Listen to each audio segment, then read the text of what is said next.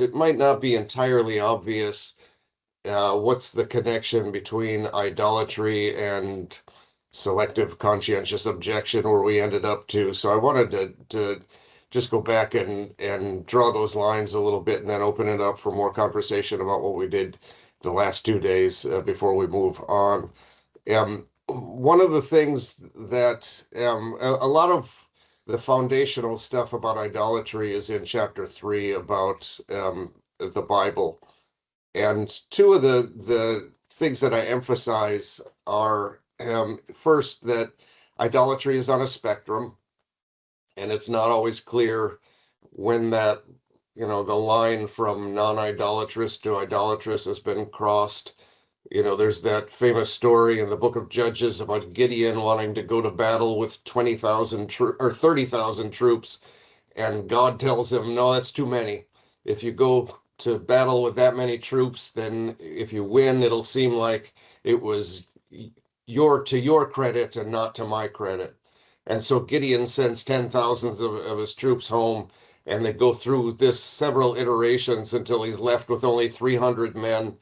And God says, okay, now you can go to battle. And when he wins, God takes all the credit for it, right? So why 300 though? Why not 1,000? Why not 100? Wouldn't that show that God was in charge more, and so on? So all of this is kind of on a spectrum. The second thing that I want to raise is that idolatry in the Bible is mostly about behavior and not belief.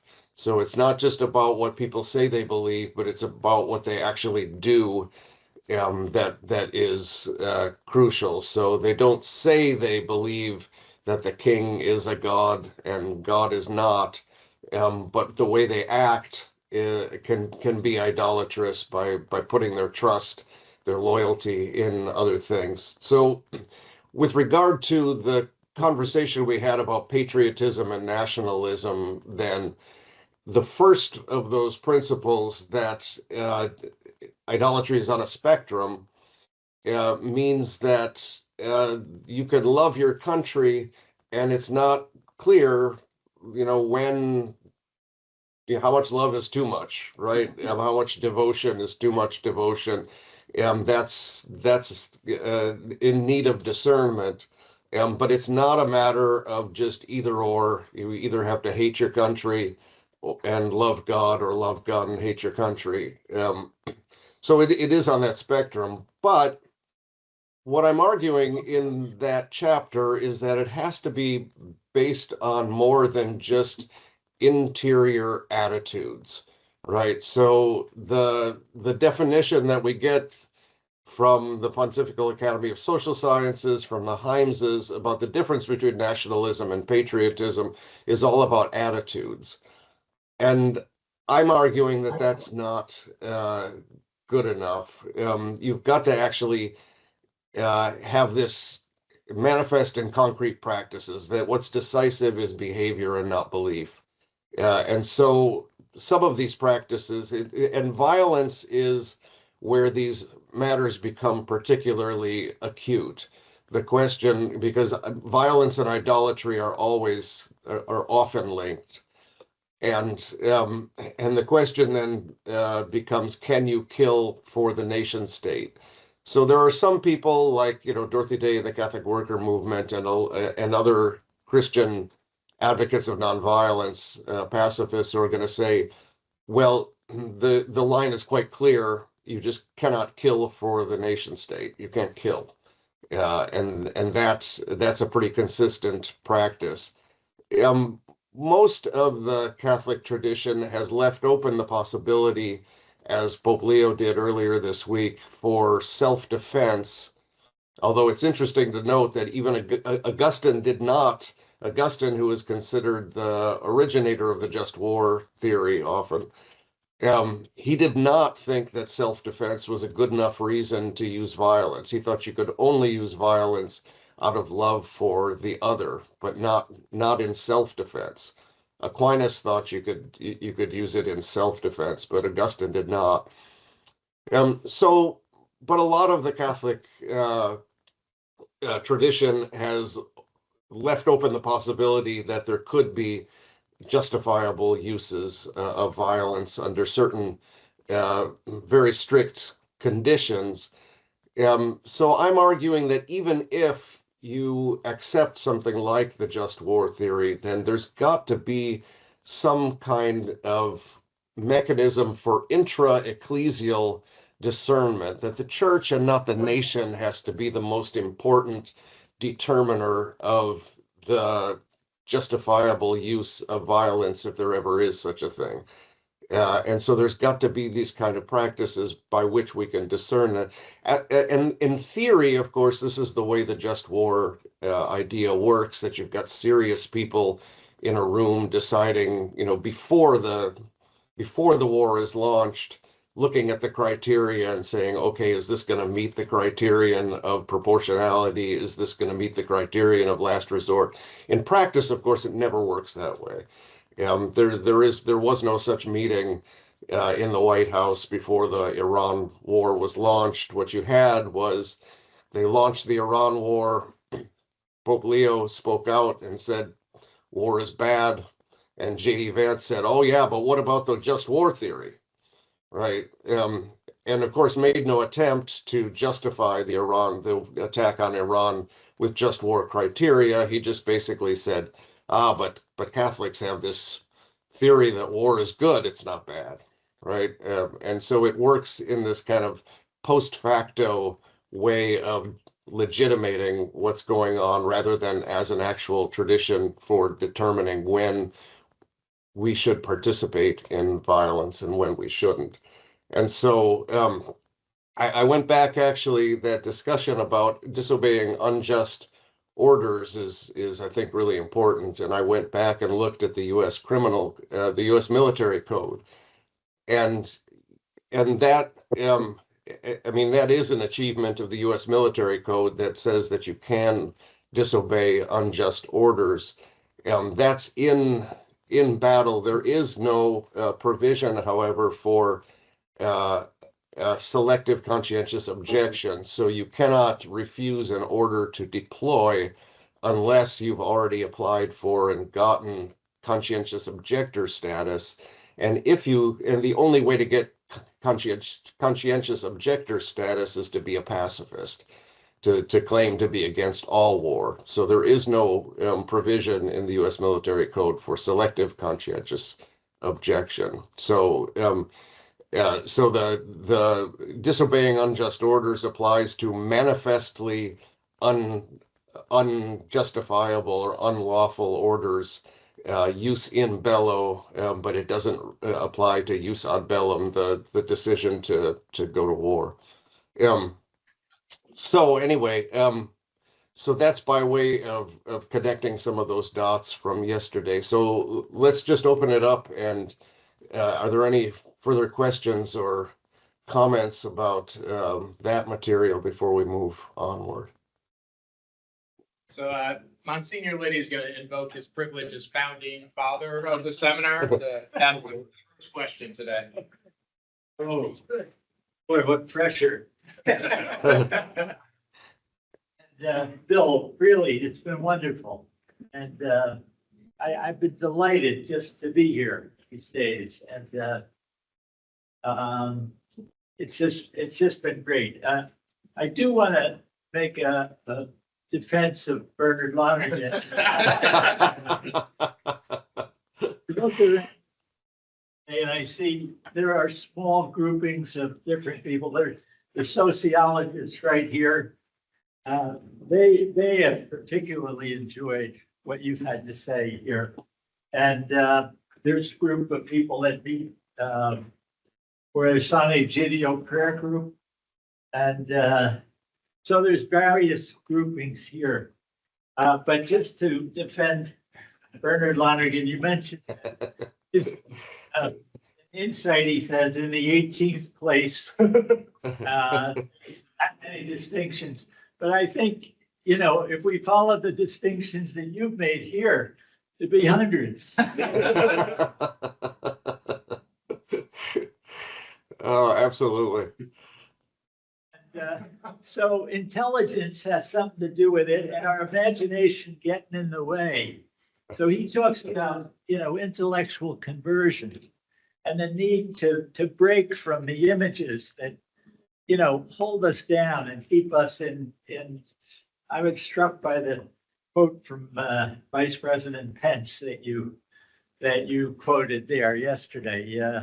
The imagination, holding we're always going to win type of thing. And so anyway, I just, that's a certain just minimal defense of Father Lonergan and the fact that I think his analysis of human thinking and intellectual conversion has a relevance to all the disciplines and including sociology and including the need to make distinctions. Yeah. And sometimes more than 18. Yeah. Very grateful. And the fact that once in a while I saw somebody moving in the room behind you there, and I wondered if it was your wife. But thanks so much for spending this time with us. I mean, it's not, bodily, imaginary presence, but it's real presence. Thank you so much. Anyway, that's Thank you, Monsignor Liddy. That's really kind of you. And I endorse what you say about Lonergan. I was being kind of intentionally provocative when I talked about Lonergan. I've learned actually a lot from Insight. And I think what he says about imagination there is really insightful and important. My comment about Lonergan was more about his prose style, which I find difficult, and so and is not the way in which I try to write. But God bless him, he's done more work, and I think he did more than anybody else in Rome pre-Vatican II. To kind of open up the world of neo-scholasticism to something much more interesting. So that whole generation of people that were trained by Bernard Lonergan spoke of him in reverent terms as being their kind of one class in Rome that was enlightening and something that opened up a different world to them. And I remember talking to David Burrell about that and talking about how all of his work on kind of opening up Aquinas to Wittgenstein and other kind of interesting readings was due to Lonergan. And so yeah, no, sorry about that. Lonergan certainly deserves us due. Thank you, Monsignor Liddy. Could I ask, actually, if when you speak, if you could introduce yourselves? I'm really sorry if I had been there in person, I'd know everybody by now, but I don't. So if you could just introduce yourselves as you speak and say what your name is and what field you're in, that would be really helpful.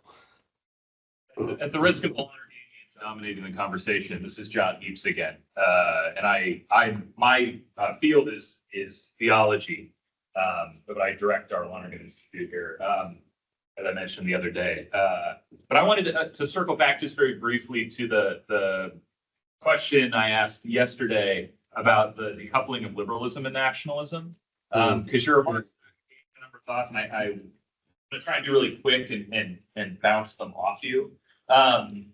Because it occurred to me that the common objection to political liberalism as a kind of proceduralism or set of formal structures or something as being too thin to mobilize people into common cause. One of my concerns about that objection is that Neil Gorsuch has a children's book about America that he's been going around and promoting. And he has made a point, a rather pointed point, about insisting that America is, he called it a creedal nation. It's grounded in principles. And the kind of, far right nationalists have been jumping on him for this, invoking a common Christian culture in which those formal principles have their meaning and their force, right? And so one of my concerns is that to invoke that, you end up in a situation where you're sort of agreeing with the people you're hoping to defang, right? You're sharing a basic evaluation of the situation. And so I wanted to bounce an Augustinian analogy off of you, which is that in Confessions, Augustine's breakthrough to the immateriality of God is really important for his ability to accept the gospel, right? Going from thinking of God as a really, really big thing that saturates creation like a sponge or something, to really thinking of God as immaterial, eternal, spiritual. And that that took some work, right? He narrates the work that takes. Aquinas says you can get to it with your own reason, but it's going to take a long time. You're going to make a lot of mistakes, and so you need the tradition of revelation to sort of give you a jump start on it. But nevertheless, it's really essential. And I wonder if one could make an analogy to the proceduralist formalisms of liberalism. If we wanted to have a liberalism without nationalism, where, yeah, you need an educational project. You're not going to find it in the deep structures of nature in a kind of romantic perennialist way. But you could have a tradition and a set of educational structures that are pointed at getting people to the appreciation of something which is, though abstract and difficult to get to, once you get to it, opens up a new way of living in the same way that Augustine's breakthrough to the immateriality of God opened up him to a new way of living. And that might be an avenue by which you could conceive of a liberalism that isn't a nationalism. What do you think of that? Am I way off in the clouds, or does that have any promise? No, I think that's good, and I think that's probably where I am, at least practically, is that I find myself, even though I see the problems, the theoretical problems with liberalism, I find myself thinking that probably this is the best we're going to get. And that it has opened up a space. I mean, John Courtney Murray, I don't think was necessarily wrong in thinking that this is a heck of a lot better than having an established church, certainly, and it has allowed the church in the United States a certain kind of freedom from having to try to rule. Right. And that's precisely what's wrong with these, Deneen and other folks, or Vermeulen especially, the idea that what we really need to solve the world's problems is for the church to rule again. And I think that's really dangerous. So I'm all for the separation of church and state. And if that's what you mean by liberalism, I'm all for that. And I'm really sympathetic with the idea that there's a distinction to be made between civic nationalism and the more nasty types.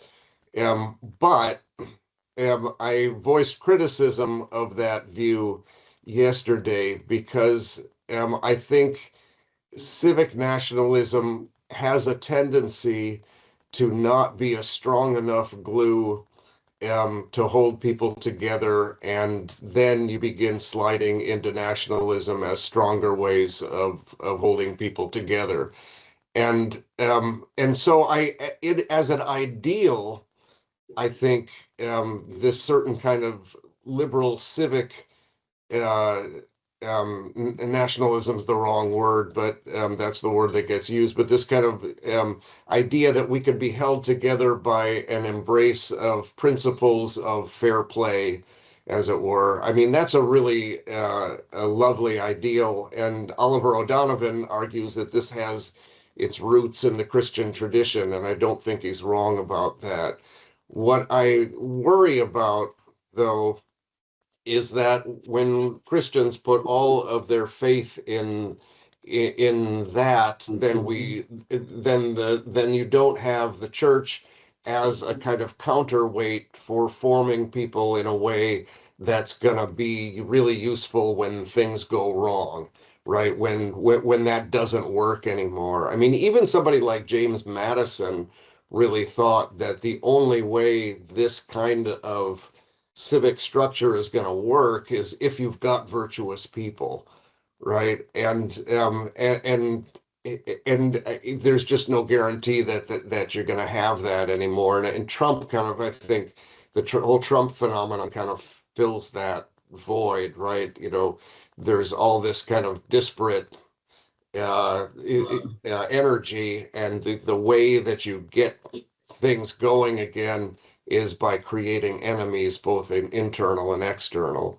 And so that's my worry about it. But as far as like a theoretical ideal, I think that's probably about as good as we're going to get for an order in which the church does not rule, which it definitely should not. Right. So yeah, I'm with you on that. Thank you. I'm sorry, this is Lisa from the library and biological anthropologist. So this is not a sophisticated question, but it's one that's been niggling me. And you led into it talking about idolatry and nationalism and so on being a spectrum. And earlier on, we talked a lot about worship. And so is worship sort of a condition of idolatry? And if so, how are we defining worship? Like, what's the difference between, admiration and value and so on, and actual worship? Does that have to have a spiritual component? How are we defining worship? Right. Yeah, that's a really good question, and that's not something that I ever get clear on in the book. And the reason that I don't get clear on it in the book is that I think it's on a spectrum, right? And so it's just not clear to me that I can provide a definition where, of the point at which admiration turns into adoration, or devotion turns into worship, or trust turns into devotion, and so on. I'm just not.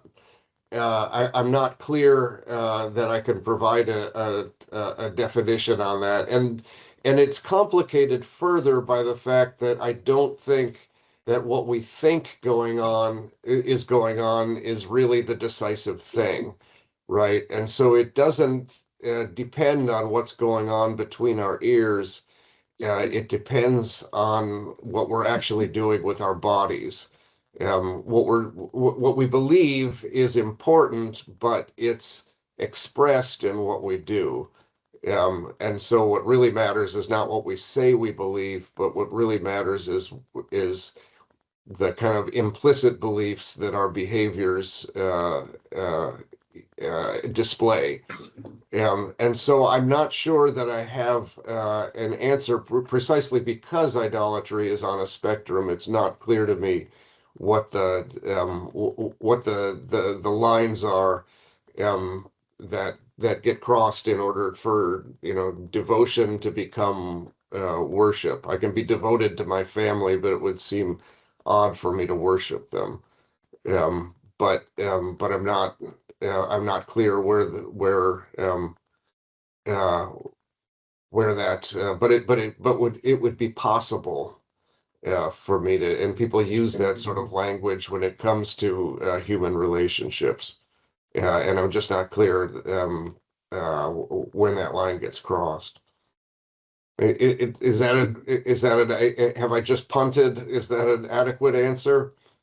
Can I follow up? Please. So, all right, so let me put something out here, which is probably like 10 thoughts ago for you, but maybe I can catch up.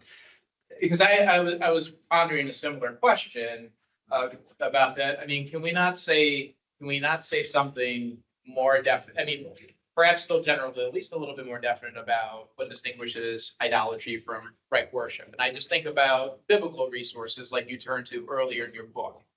I think about something in particular, like the admonition, like in the Beatitudes, this idea of purity of heart, or Jesus telling Martha that she needs to be concerned about the one necessary thing, or the Shema, telling that you should love the Lord your God with all your heart, soul, etc. And so, I mean, is it, again, like, I'm sure you've thought about this. So, I mean, is it helpful at all to think about, we're rightly worshiping God, you know, our hearts are pure, our desires are rightly ordered when our hearts are set on God. Perhaps none of us ever achieves that kind of purity of heart, and hence the spectrum, the fluctuations that are going to occur, in any given individual. But does that add anything? I mean, does that help us to be a little bit more definite than just saying like, well, it's a spectrum. We can't really say exactly where the divide is. Yeah. Thank you. That's Patrick talking, right? I mean, you're kind of just off camera for me. Yeah. Okay. There you are. Yeah. I mean, I think that could be helpful. That's a high bar to set. That one has your heart wholly set on God. And so we're all clearly idolaters, if that's or almost all of us are idolaters, if that's the case. But I think we are all idolaters. I certainly am, in many different ways and to different degrees. But so I mean, as a kind of general principle, I think that does sort of capture what is meant by worship, is to have your heart set on following God and not on other things. Where it becomes less helpful is just that judging when that's the case has got to be judged by exterior actions, right? I mean, the language of the heart is interior. And that's what worries me about it, is that our capacity for self-deception is such that we can be convinced that our hearts are set on God, even when our actions say that they're not. Thank you. Mhm. See us this way. Hi, I'm John Ballman. I direct the Institute. And I think I'm thinking about the same stuff. It's you talk about religion as a substantive approach, which is based on dogma and beliefs, and then you're talking a lot about the functional approach, which is performance, right? People doing things. And is it accurate that your lean is just much more toward functional because, as you just said, from at least at the human level, I can never know what's going on in somebody else's heart. You can probably maybe knowing yourself about what's going on in your own heart. And then if so, we I got together with the tradition of justification by faith, that it kind of is all supposed to be about my heart and my devotion in my heart. So like, I'm trying to think like practical things. So like, if I go to the idolatrous sacrifice, but my heart isn't in it. I go there because of social pressures and I'm actually really hating being there, but I have to be there because they made me go there. It's, I'm very comfortable with your spectrum and I don't want clear lines. I'm just trying to figure out justification by faith seems to be very internal, adultery of the heart, very internal. And so external performances can also be deceptive. Like you could see me at that adulterous ceremony. You could see me participate in the ritual and not know that deep down inside, I really disagree with this. I'm only doing it because I'm forced. Yeah. So some of that was hard for me to hear, but I think I got the general idea. I would not want to say that intentions don't matter, right? I mean, I think it's really important, and thank you for bringing that in, because I don't want to say that at all, that intentions don't matter, because intentions certainly do matter, and they're one of the four things that Aquinas talks about are important in judging an act, right? And I think that's really important. What I would want to resist is any attempt to kind of reduce faith to intention in the heart. So justification by faith. And I don't think that ultimately Luther will reduce it in this way. I mean, Luther is going to say that what your faith in your heart is what justifies you, but then this gets manifest in your actions. Trent is going to go at it in a different direction, in which you've got kind of faith and works are more integrated rather than kind of sequential in the way that they are in Luther. And I think I lean towards Trent on that matter. I'm more interested in kind of Aquinas's. I mean, for Luther, faith is a kind of a zap. And for Aquinas, it's something that is, faith is a virtue, and virtue is a habit. And so faith is something that is kind of built up over time by repetitively doing things, right? So you become a loving person, not because you have this warm feeling in your heart. You become a loving person by saying to your wife at 2 a.m., you go back to sleep, I'll get the baby, I got the dishes, right? I mean, it's all of these kind of acts that kind of slowly build up what love is. So love is not a feeling, it's a habit. And that is the kind of account that I think most determinatively shows how intentions are made, right? That it takes it out of this kind of the secret compartment of the heart, and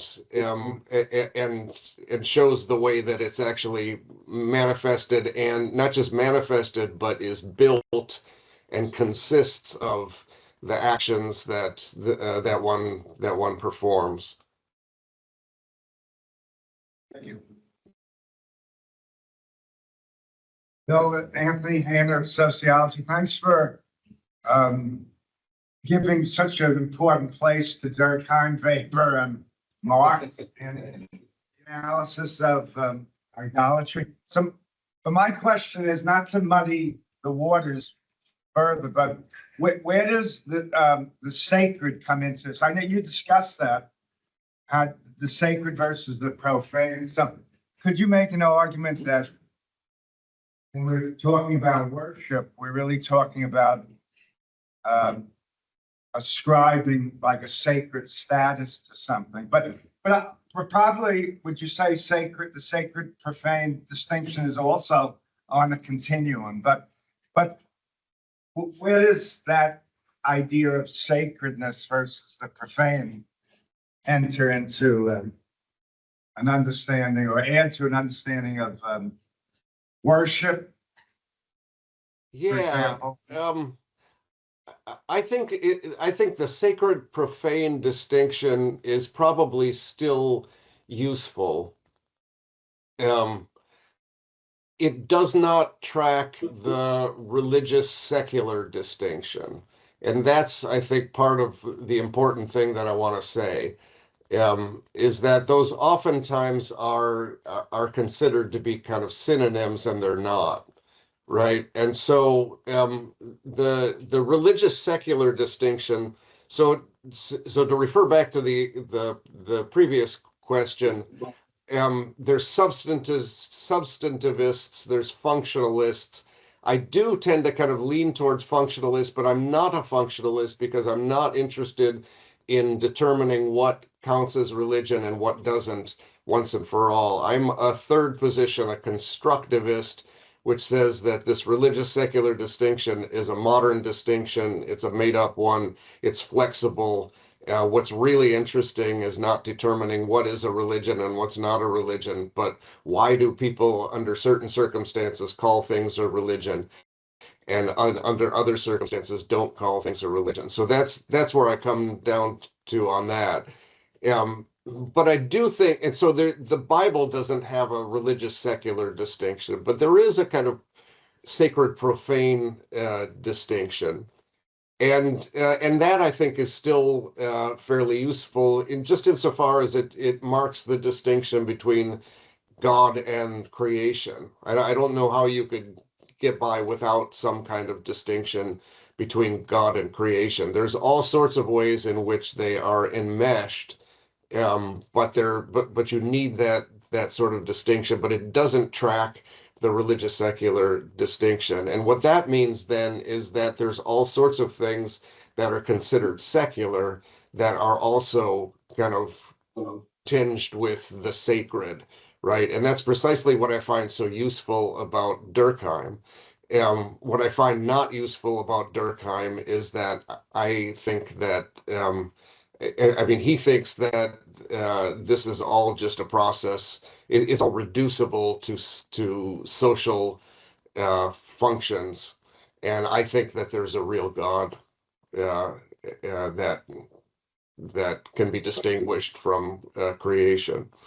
So yeah, so for me it means something different. But what's useful about Durkheim is that the sacred crosses this kind of religious secular boundary. Does that make sense? Is that good? Okay.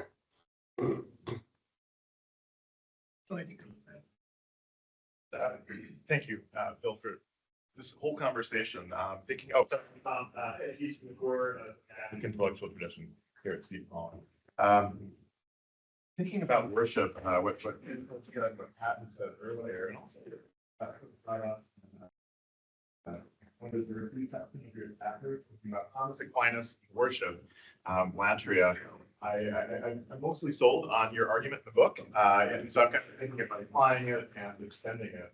I wonder if Thomas could be helpful in thinking about different types of worship, even in a way to the state. So in second part of the Summa, for those that are interested, there's a question on piety, and so it's kind of a matter of justice, it seems, for Thomas.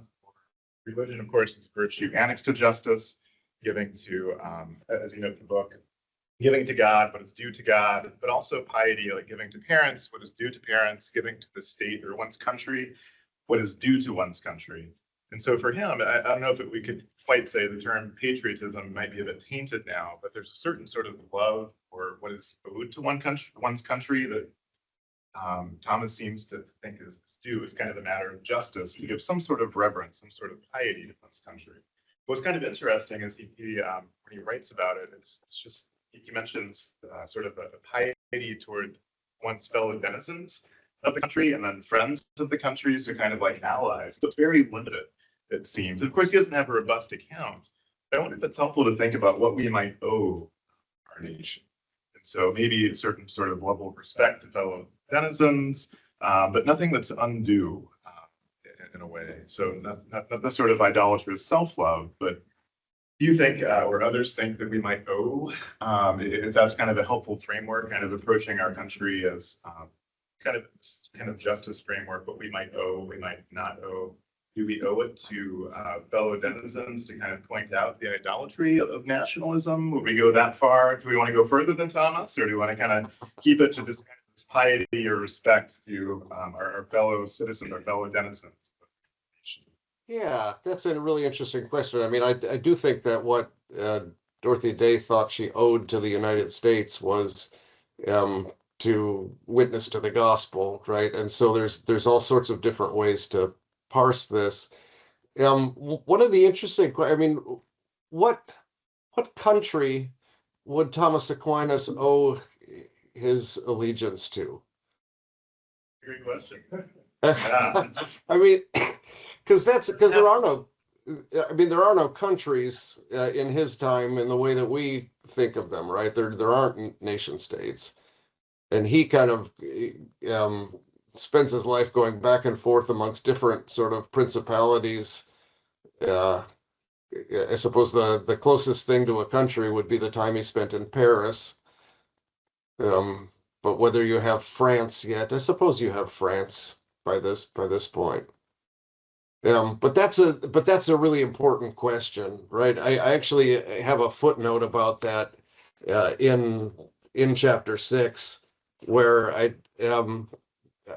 noticed that the word that the Himeses translate as country or nation is in fact the word civis, which is or it's not it's not the word country. I think it's the word what they translate as citizens.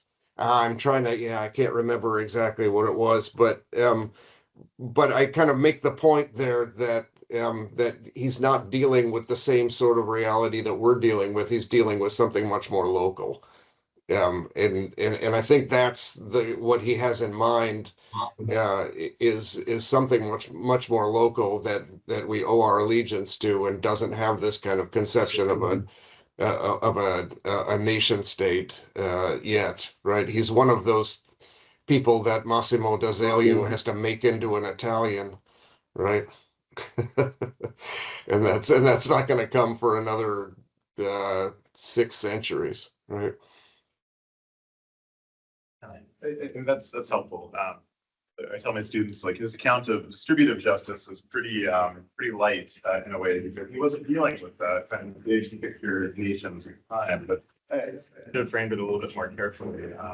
The idea that we owe something to our nation still, is that something that's cool in this day and age to think about, some sort of limited debt that Christians might owe to a nation state, but maybe even the terms, maybe not, maybe it's just too different of a concept. And Elizabeth, I see your hand too. Yeah, go ahead. Yeah, please. Well, I was gonna say, I'm Elizabeth Redwine. I'm in the English department, but I'm coordinator of Journey, which is our core 1. And so, Tom, you were both making me think about the service learning, which is what we do in many of our Journey classes and some of our core 2 classes as well, where the students do some form of service locally. So I don't know, I have a discomfort with the idea of like owing a specific nation state. And I don't know, maybe it's because of yesterday that, I'm thinking about all of this.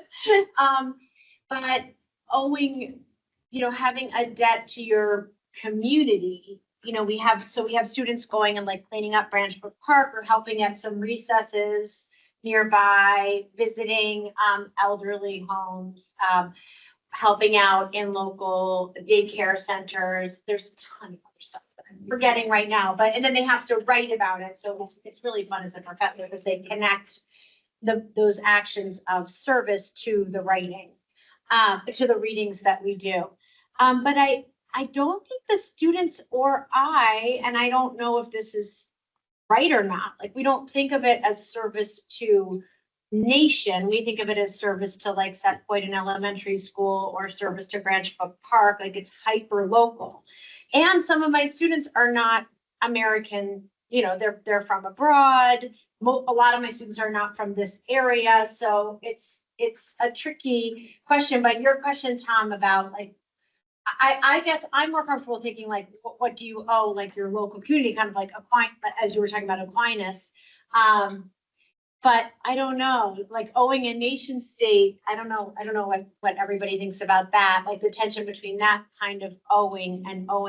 And my ROTC students, so sometimes I'll have students who are signed up with the military. I think they don't have to do the service learning. Like sometimes if you're already an EMT, or if you're already volunteering in your church, or if you're already signed up for military service, that's your service learning. Although I think last year I had a couple of ROTC students who chose to also do the service. So anyway, I just wanted to bring the service learning into the conversation. I'm always trying to talk about it. Change anything. I don't know. This idea of like what we owe to a nation, and then I think we do owe service to a community. Yeah. And our service is not just Seton Hall, and it's particularly not, it's beyond the borders of the university, and it's not just in Catholic or even Christian, it's Yeah. for the entire community, so I don't know if that it pertains to what you're talking I really like that. I think it's also fitting for a community. And Bill, as you pointed out, Thomas had kind of more of a local idea in mind. My own work, I critique the United States government a lot, a particular agency within the United States government. And so as I was reading your chapter, Bill, which I agree with, chapter 6, I was almost ironically thinking, okay, well, what do I actually owe the nation? Right. That's kind of to myself in a way, but this discussion with you and Elizabeth is helpful. So my oldest son is in Cub Scouts, and at the beginning of every Cub Scout, we did this on Tuesday night, so I have to correct my mind. At the beginning of every Cub Scout meeting, everyone pledges allegiance to the flag. There's other sort of Cub Scout rituals, Scout law, and so forth. And I have never been a Scout myself, so I don't participate in those. But I do put my hand on my heart and pledge allegiance to the flag every Tuesday night at the Cub Scouts. And I thought about what that means for me.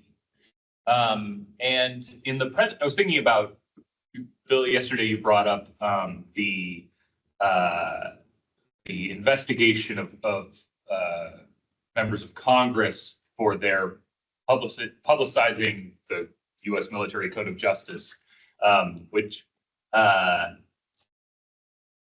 when I pledge allegiance to the flag, I think one of the things that I have in mind is that there are certain values and virtues which our late political unpleasantness have revealed to me are in fact important to me.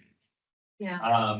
And that I owe to the community that shares those values to promote, uphold, and defend those in the face of their violation.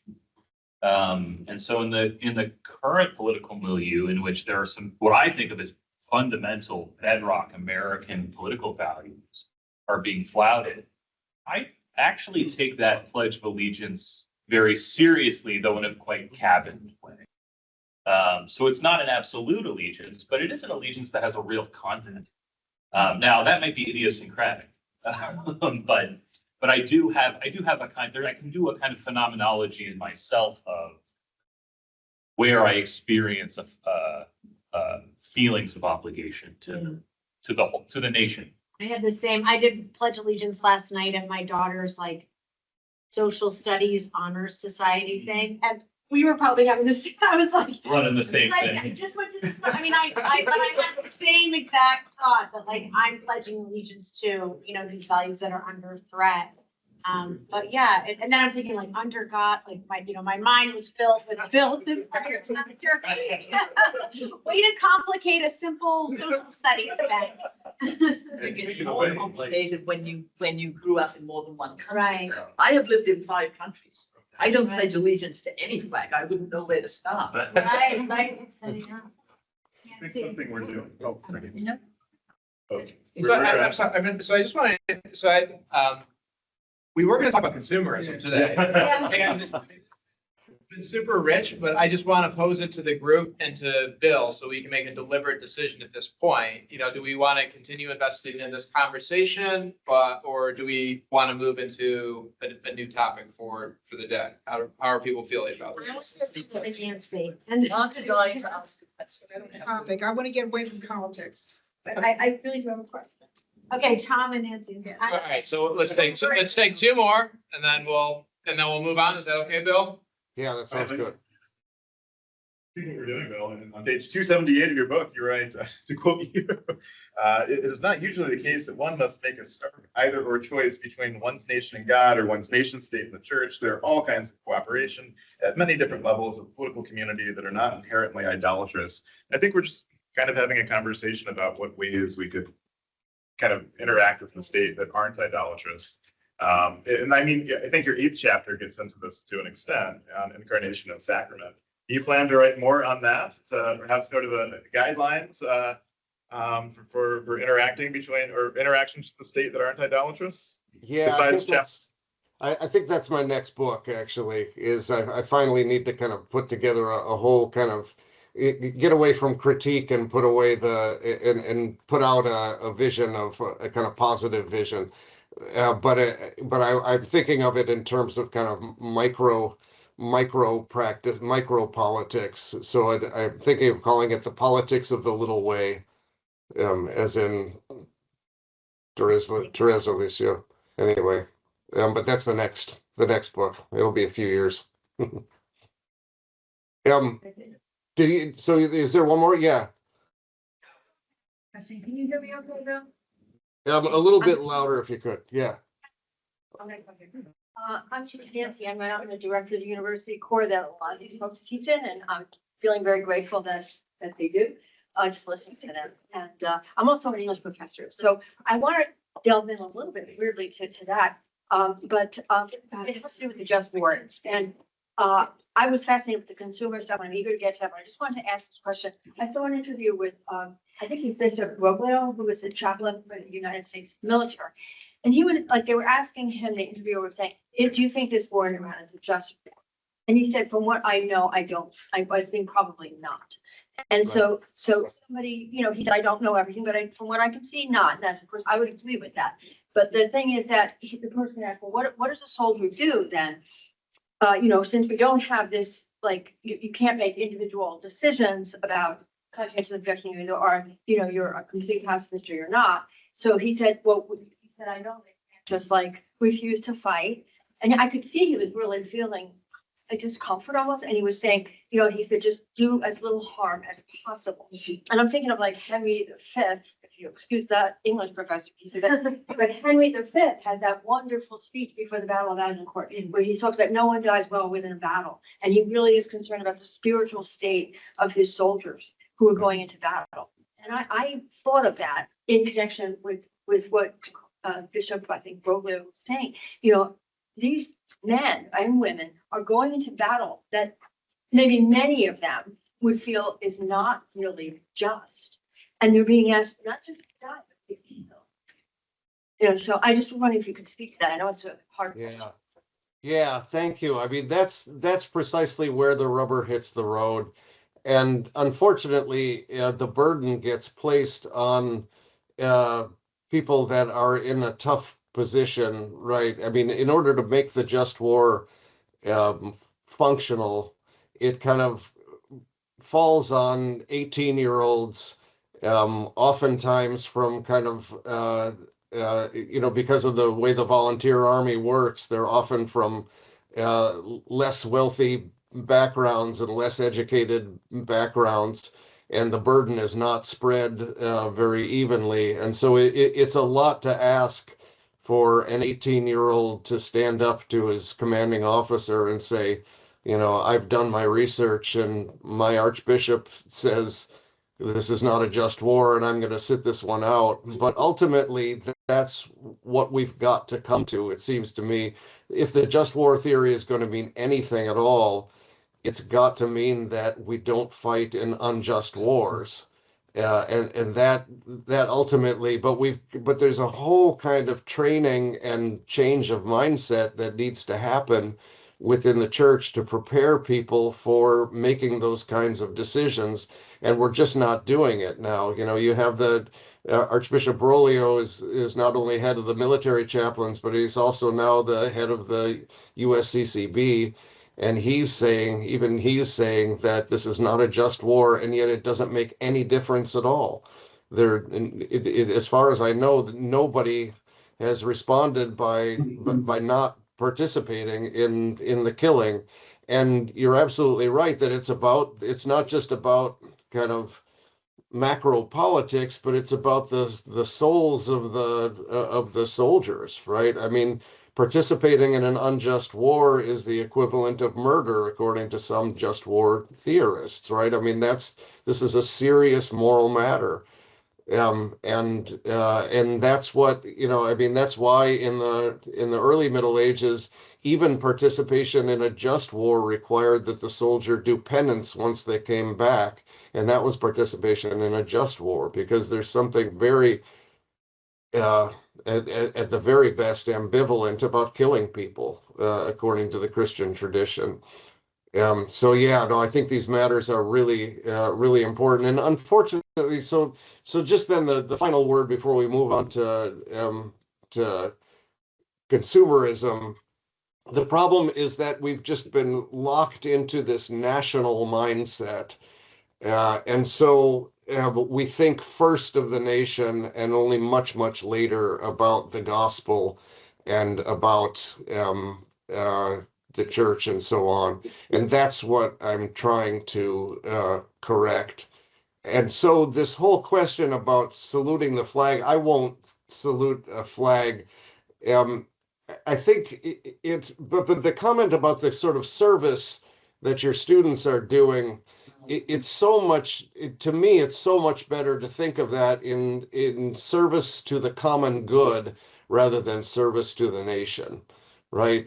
Because the common good is a flexible enough concept where it can refer to local, but it can also refer to international, right? The international common good. We have an unfortunate tendency to reduce common good to the nation, the kind of borders of the nation state, but that's not at all what Aquinas means when he talks about it. The word I was looking for before was concivis, which the Himeses translate as fellow countrymen, but it doesn't mean that for Aquinas, right? Because there aren't countries in that sense. But it means this kind of obligation to others that is captured by this idea of common good. And that means, at the local level, it means at the global level, and it doesn't just mean at the kind of national level. So I think the language of common good is much, much better at preserving, and it's much more traditional language in terms of Christianity, or at least Catholicism. Okay, thank you all. This has been great, and I would love to continue in this vein. But yeah, let's move on to consumerism and do as much as we can get to. I was hoping to also kind of get into chapter 8, which is about kind of the solution to idolatry and incarnation and sacrament, but we'll see if we get there. So consumerism, then, I call it an unsplendid idolatry, as opposed to splendid. The word unsplendid doesn't exist, but I made it up. But it seems very different, and it's the kind of thing where it would be very easy to say, come on, really, consumerism, what's the big deal, right? It's not a strong God. These are just, small commodities. They're not divine. There is no single sacred center. There is no flag to pledge allegiance to. There's no self-sacrifice that's being asked of you. There is no doctrine or content, right? We're just, urged to consume more, get out there and go shopping, as George W. Bush said during the original Iraq War. There's no attachment. It's rather about detachment, right? The constant kind of moving on from one object to another, the organized creation of dissatisfaction, as an internal memo from GM once put it, General Motors. You change car models every year. That was referred to as the organized creation of dissatisfaction. You got to have the new iPhone. You got to move on. It's not about attachment. It's about detachment, one thing to the next. How can this be idolatry? Well, I think it can still fit this rubric of idolatry ultimately because, following Augustine, it's about amor sui, right? Self-love. It's a narcissism that's at the expense of workers and the earth. Augustine makes that connection between self-love and devotion to a false god, how autonomy turns into heteronomy. We talked about this on Tuesday. And Weber has his own version of this, that because there is no God, there is no pre-given order, then we're just basically creating these mirrors, like Feuerbach said, right? We're just worshiping an image of ourselves. And so there's nobody to save us from ourselves. And that's how we get trapped. And so but for Augustine to turn away from God and towards the self ends up being destructive of the self, because God is closer to me than I am to myself. And so autonomy turns into heteronomy. And there's this kind of larger system too. It doesn't seem at first that capitalism is a sacred center because it's so decentered, right? But it is a kind of decentered center. It's a sort of hegemony that presents an infinity of choices.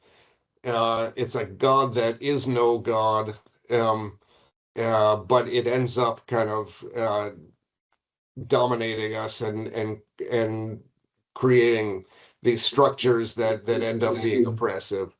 And so that's the argument. But I start out the chapter then trying to present a sympathetic take on this, that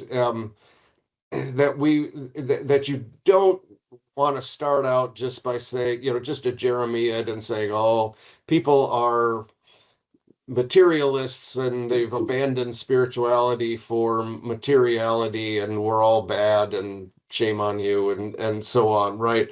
That in fact, of course, the entire creation was made for our salvation. The choice is not between God and the world, right? The world is beautiful. It was made for our salvation. We're invited to delight in it, to seek God in it. And that's the kind of sacramental view that I'll develop in chapter 8.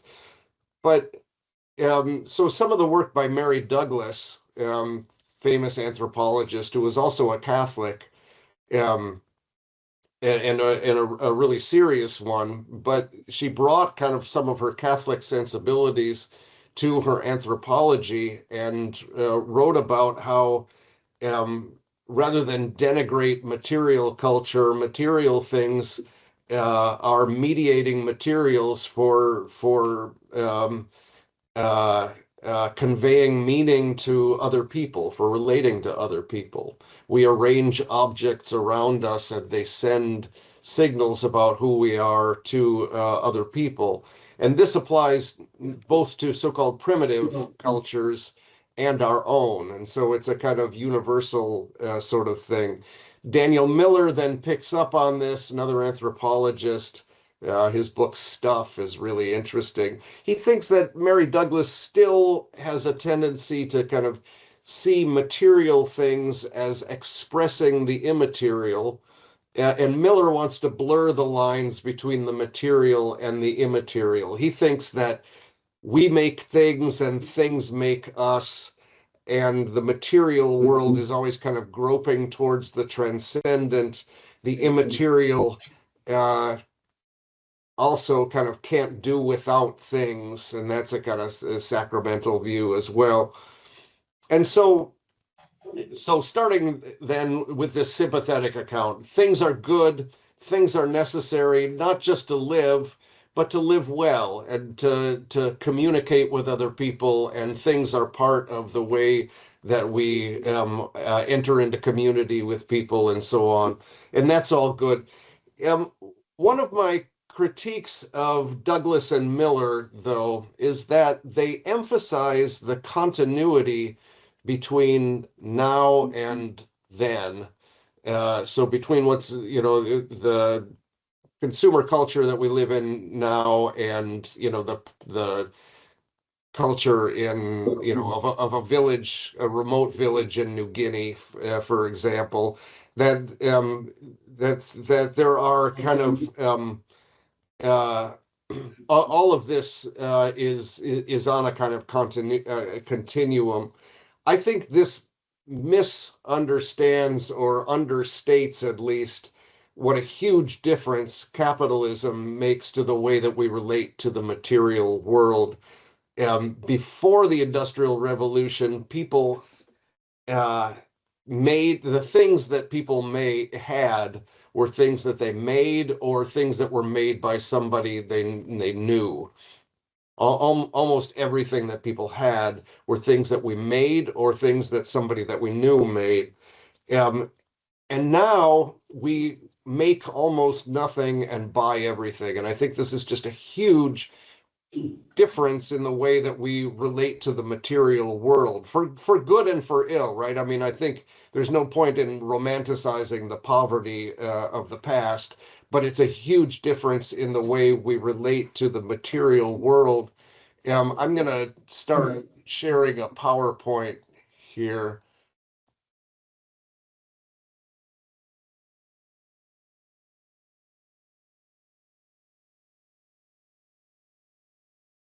So the sheer number of things in the world explodes sixfold. From 1850 to 1890, there's a 600% increase in the number of manufactured things in the world. And so people have to be educated that we have desires that we did not recognize before. We have to fall in love with products.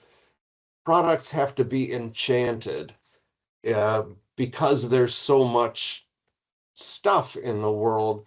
And so the next thing I do after this kind of sympathetic beginning to the chapter, then I start with the critique and consider Amazon, right? So you've got the kind of magical, enchanted side of consumption. You click on an image, abracadabra, it appears on your doorstep. No humans are involved in this at all. It just magically appears, these smiling packages, these kind of anthropomorphized packages. But it's rationalization that makes that magic possible. So, in an Amazon warehouse, you've got the people have a scanner that says 19 seconds to pick the next item 4 aisles over. You've got automated human resources. People are getting fired by robots. There's high turnover and injury rates, double the national average. Low wages, Amazon fighting unions tooth and nail, the concentration of wealth. Amazon is not only, not only does Jeff Bezos, is worth $250 billion, but Amazon is not only the biggest player in the market, but they actually own the market. They own marketplace, and a lot of small businesses feel like they have to sell through them and surrender a large portion of their profits to Amazon. I think that's a really important point, that Amazon is not just a big player in the market, but they actually own the marketplace for a lot of small businesses. And so, as in the biblical critique, Psalm 115, etc., things take on life while life is drained from people. The boxes sing and dance and smile while the people toil. And so the deification of things then is the next part of the argument. So again, this kind of this dual aspect of the making of things into persons, and then the making of persons into things. So the next thing I do in the chapter is talk about the making of things into persons. Or sometimes called the deification of things, the enchantment of things, the bringing of things to life. Jean Baudrillard has that wonderful image where he talks about Melanesian natives who notice that the airplanes that occasionally cross will only land for white people. And so they make a simulacrum of a landing field and an airplane out of branches and so on. And then they wait for the planes to come down, but they never actually do. And this for him is a metaphor of what we do with our objects. We arrange them in a certain way and then wait for happiness to descend from the heavens. And so I go through a ton of social science that tries to work this out, and there is a ton of it out there. People encountering the sacred through material objects, and how this substitutes for traditional religion for many people. So there's that study that I cite from the journal Marketing Science called Brand's Opiate of the Masses, or I'm sorry, Opiate of the Non-Religious Masses. It was a study done by a team of researchers from the US and from Israel. And what they show over the course of 4 different studies is that the more people are attached to traditional religions, the less likely they are to be attached to brands. And that's really interesting. So they argue that brands actually substitute for traditional religions. So there's a ton of social science that kind of shows this blurring of the lines between sacred, profane, religious, secular, transcendent, immanent, enchanted, disenchanted, and so on. And and marketing plays a really important role in that. Objects are deliberately charged with meaning by a communication system in which we're all immersed. So Soot Jolly,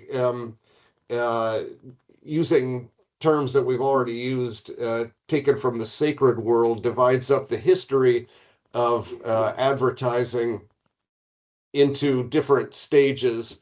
The first one he calls idolatry, because it's kind of focused on the object itself. Next, he talks about iconology, the shift away from the product towards more abstract qualities, such as status and elegance and so on. For him, icon just means symbol. Then narcissism is the next one, the shift from the product to the person.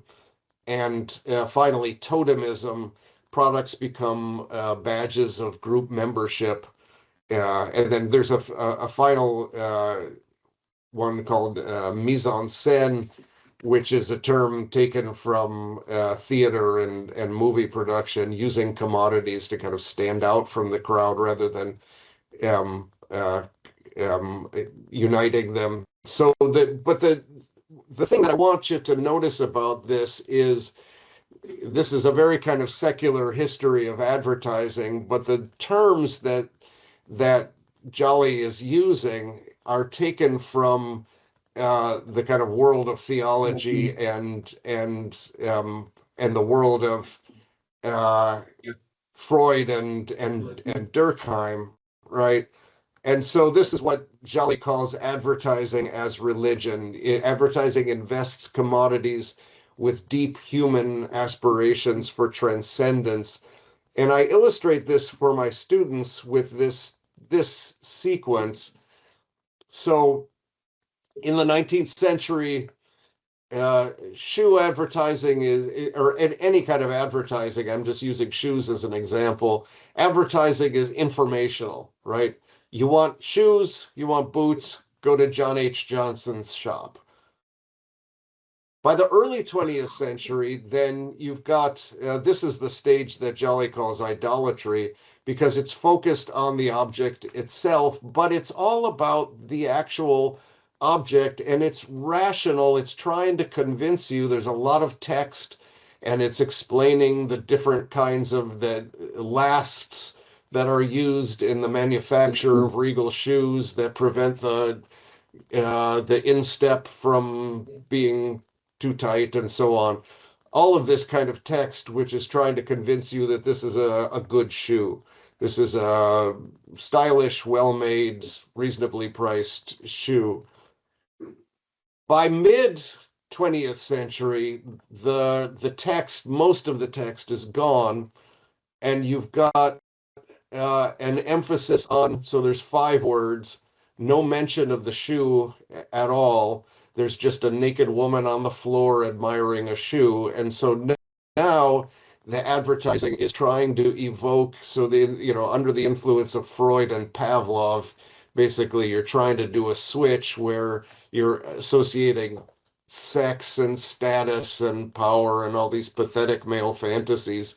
You're trying to associate them with the shoe, with this kind of Pavlovian switcheroo, but you're appealing now to the subconscious rather than to the conscious mind. And so the object is now kind of taking flight into this it's gone from being a thing that you put on your feet to keep your feet from getting cut up when you walk outside, to this thing that that will take you into this other realm of power and sex and so on. And then by the present, the SHU has now vanished entirely into this kind of misty realm of transcendence, and the SHU is gone. And so I use this sequence to kind of illustrate the way in which objects over the course of the 20th and into the 21st century take flight. And so the problem is not materialism at all. The problem is the immateriality of things, that they have ceased to be use values and have become exchange values. They have kind of entered this realm of fantasy and transcendence and so on.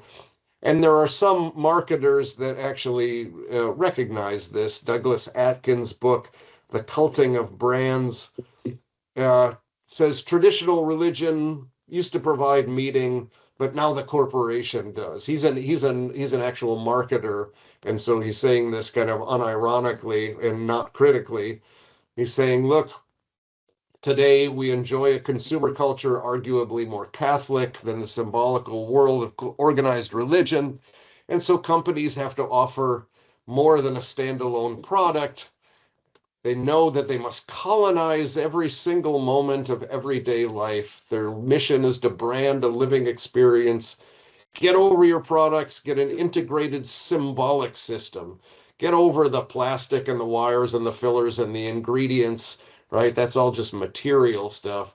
Think about the symbol system you're making possible instead. What kind of environment are you providing that will allow your customers a place to commune with their fellow believers? What temple to what God are you creating?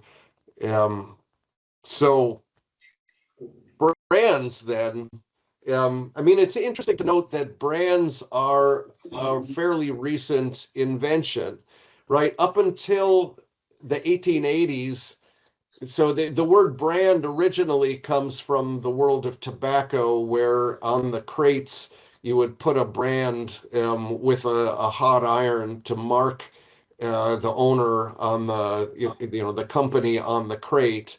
But until the 1880s, there aren't brands. You go to the store, if you're going to the store to get your stuff and not making it yourself, you go to the store and you might buy oats out of a barrel, and you'd get pickles out of a barrel, and you'd get shirts and chairs and so on, but they're not branded. It's only in the 1880s, the first kind of national brand is Quaker Oats.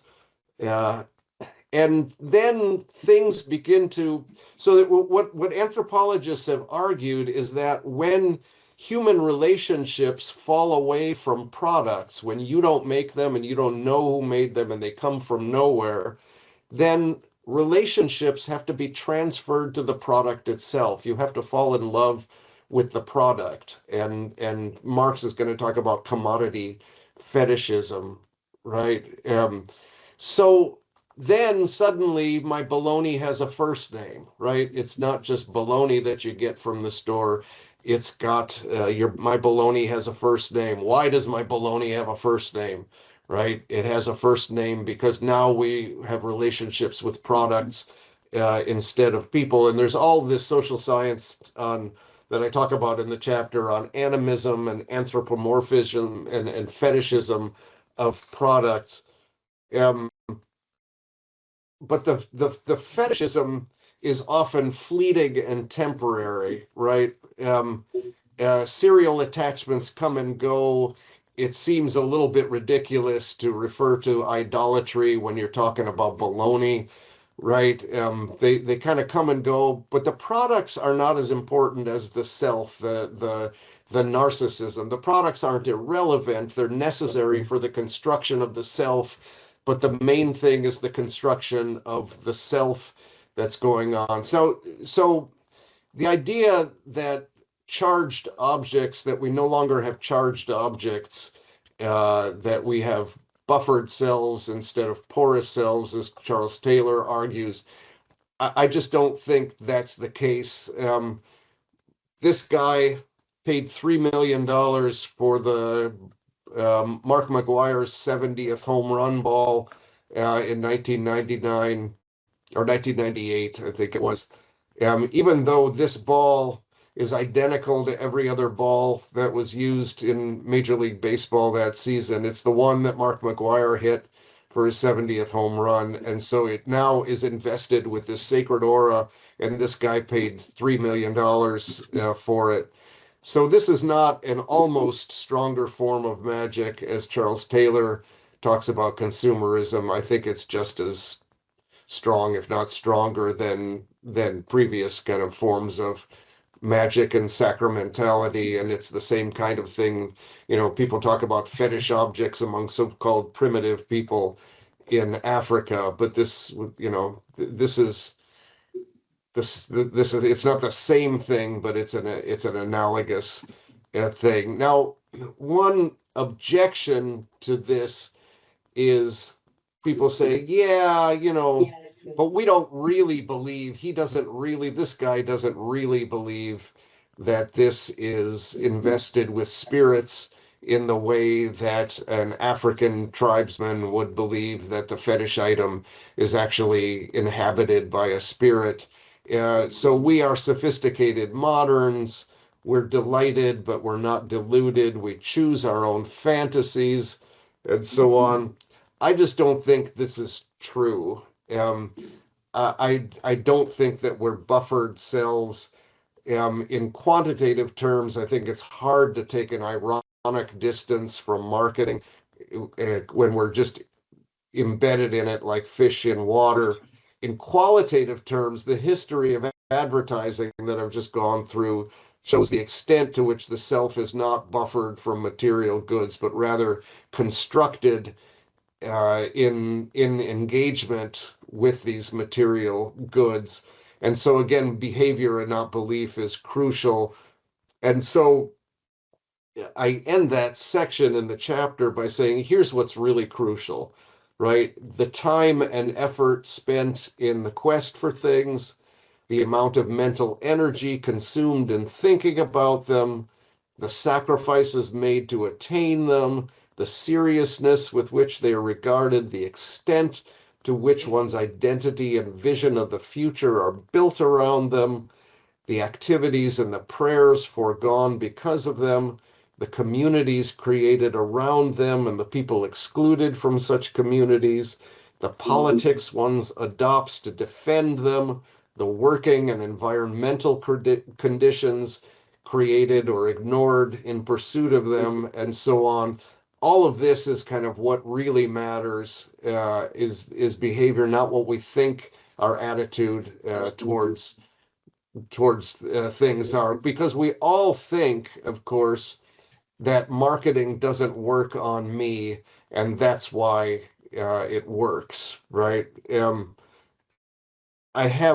gonna stop there, but I want to share just one story. I'm going to stop sharing. I want to share, before we take a break here, I want to share one story that one of my colleagues told me. He teaches a class on Vincent de Paul, and it might be the class he teaches on love. Anyway, they were reading Vincent de Paul in this seminar class, and some of the students loved St. Vincent de Paul because he was all about helping poor people, and they all think that's a great thing. But they're kind of shocked when they find out that he spends 4 hours a day in prayer. And the basic attitude is, 4 hours a day in prayer? What a waste of time that is. And so my colleague Scott was, listening to this kind of objection. And he says to the young woman making this objection, "You've got an iPhone, right?"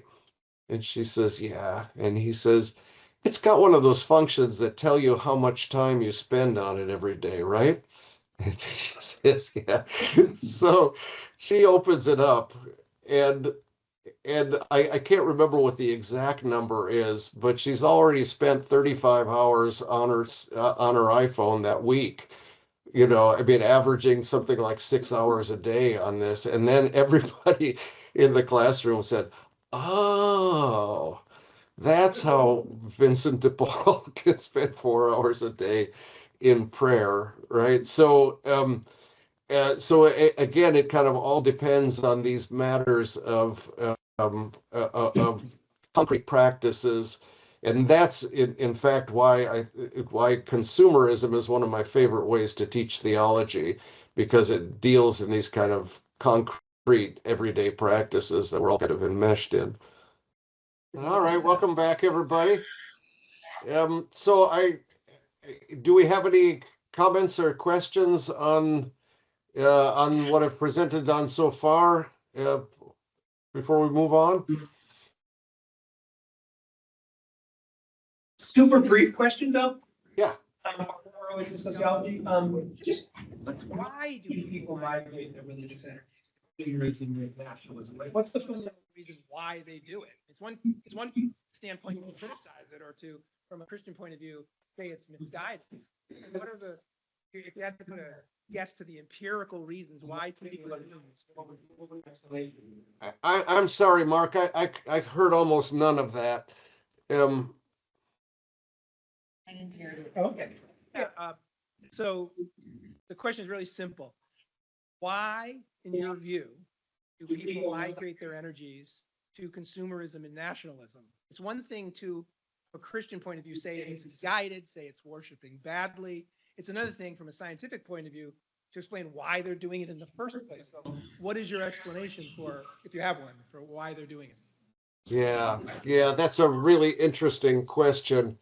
I mean, on the one hand, I think we have to make sure that we understand that this is our fault, that this is not something we can blame on. This is not something that somebody did to us, talking from a Christian point of view, right? That this is not something that was done to us by outsiders.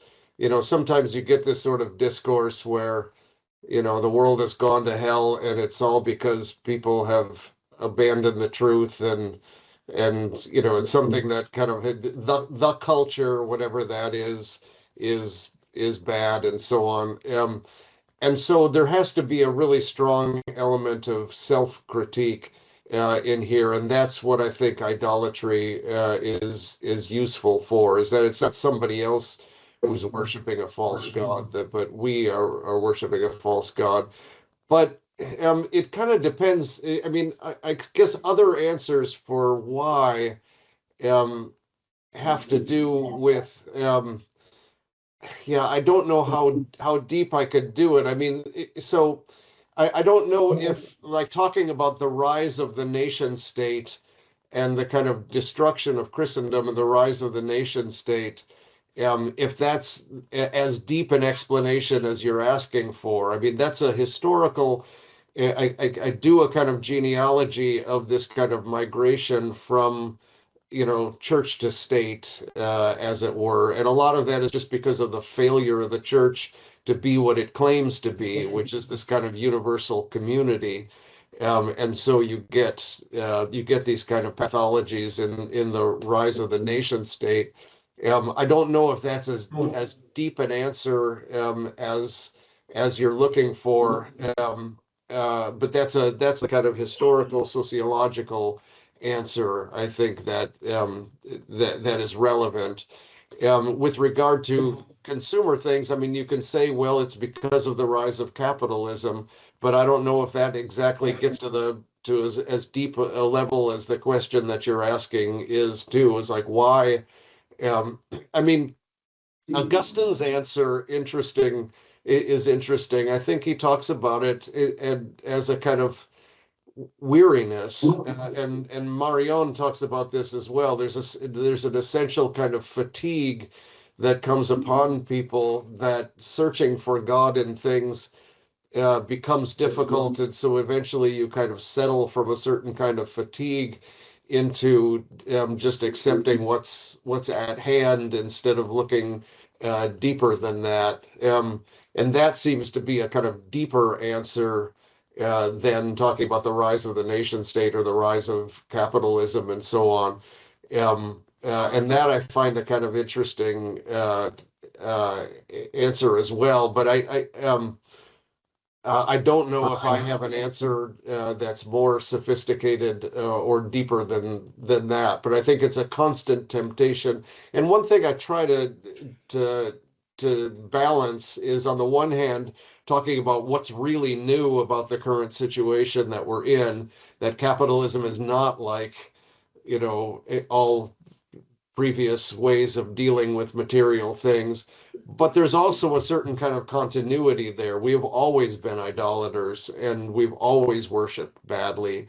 And that's evident from the scriptural evidence as well, right? I mean, the Israelites were constantly being called back to faithfulness by their prophets because they were so manifestly unfaithful. And the church, already Paul has a long laundry list of scolding for the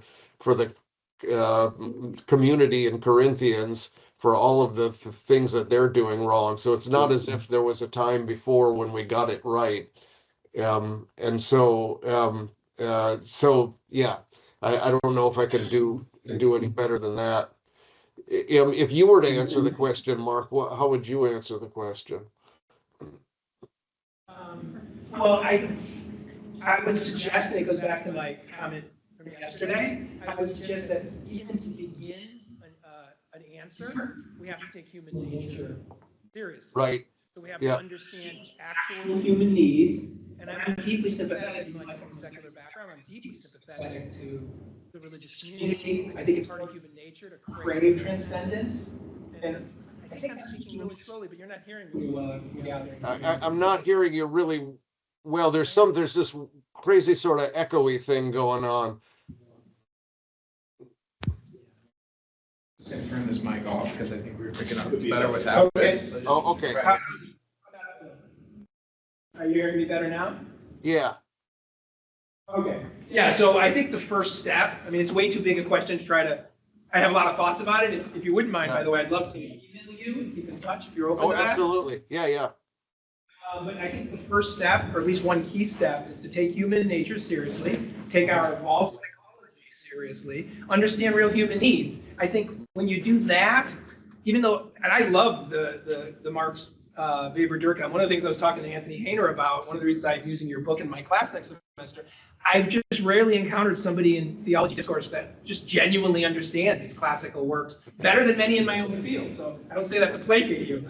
That said, though, I think the human nature piece is really important. If we look at something like consumer behavior, much more is going on than some kind of idolatrous behavior.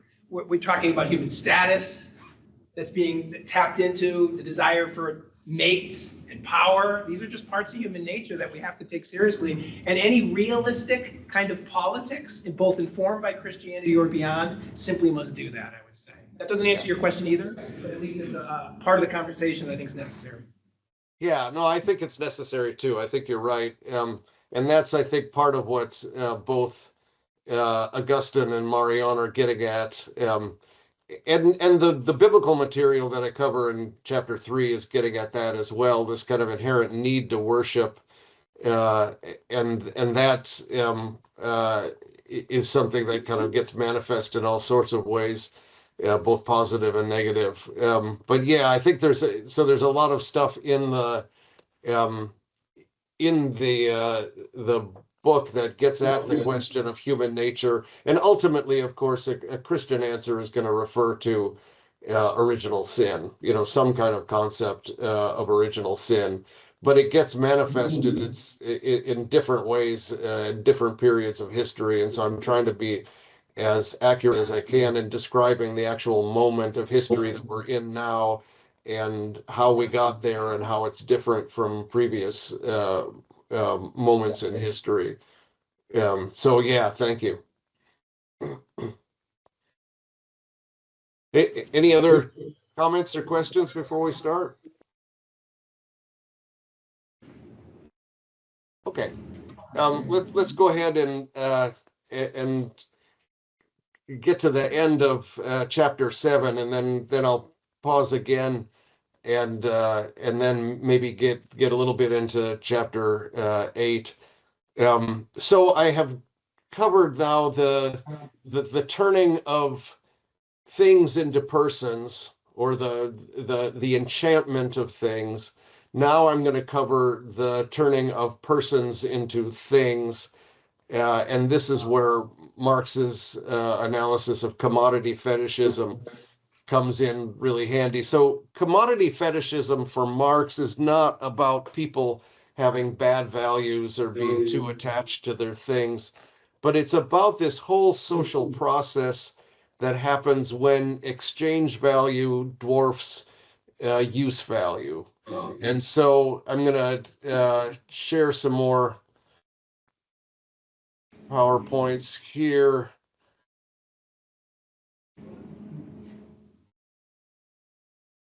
What Marx means by exchange value dwarfing use value is illustrated in these slides here.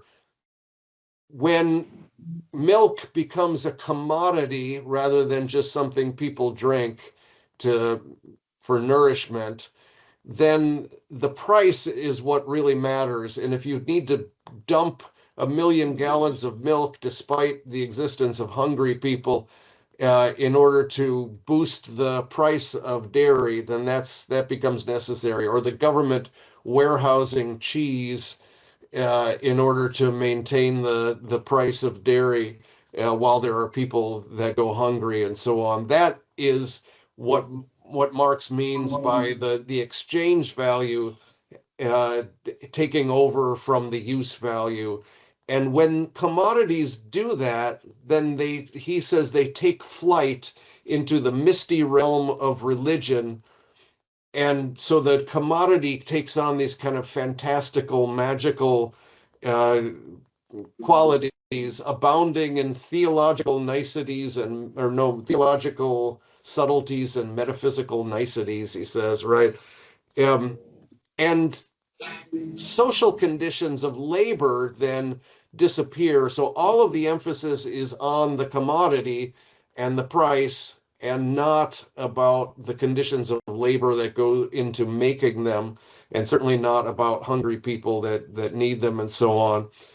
And so the things then become animated. They enter into a market and they're determined by price. So they relate to one another through the medium of money. The established things kind of come alive and establish social relationships with one another. And while people's labor is purchased by commodity, people then are subjected to this process. So he talks about Moloch, the Canaanite god that is associated with child sacrifice, human sacrifice in the Bible. So before, at least, Marx is not romanticizing feudal relations, for example, but at least they were personal. The peasant and the lord knew each other. The peasant knew who he was working for, and the lord knew where the food was coming from, and so on. And this all becomes depersonalized in capitalism. And ultimately, even the owners of capital are not in charge. They obey the impersonal laws of the market. And we're all kind of subject to this large thing called the market, which is a human creation, but it's the master of us all. We have to obey the market, right? Adam Smith spoke this way, but much more positively. There's a certain sort of fatalism to it. And interest-bearing capital takes this to an extreme. No humans seem to be involved. It's just the money, the making of money by money, right? Money making more money, and the humans seem to have disappeared. So Latin American theologians in the 1970s take up this critique. But actually, since I wrote this chapter, I've discovered that it actually predates the theologians who were writing in the 70s, Gutierrez and Hinckelamert and Assman and so on. You can find it already in the 16th century Dominican critiques of what's going on. There's a Spanish friar, Domingo de Santo Tomas, a Dominican, who wrote in 1550, "There was discovered a mouth of hell into which many have entered, which by the greed of the Spaniards they sacrificed to their god certain silver mines called Potosi." So he's talking about the silver mines in Potosi in Bolivia, which just devoured thousands of peasants for gold. And he's already likening this to the gold as the god that the Spaniards sacrifice humans to.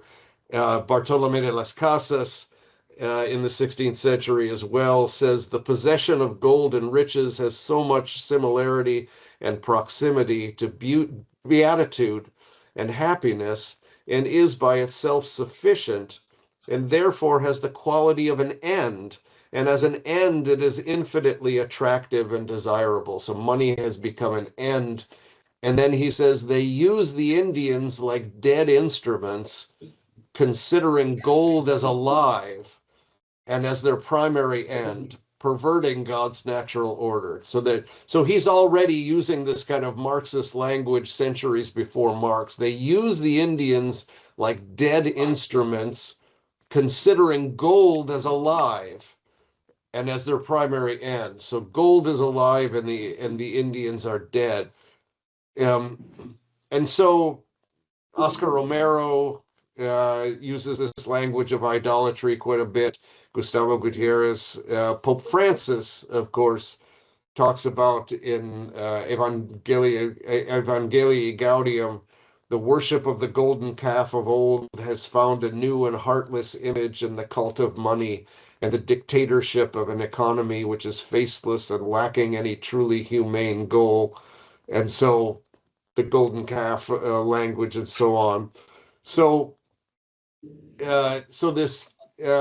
this idolatry critique is, instead of, because the problem in Latin America, the big boogeyman was communism, was atheism. And these theologians are pushing back and saying, no, it's not atheism. There is a belief in God. It's just the wrong God. It's an idol. And even capitalists are subject to this false God. That doesn't let them off the hook. As Gutierrez says, the oppressors need to be liberated too.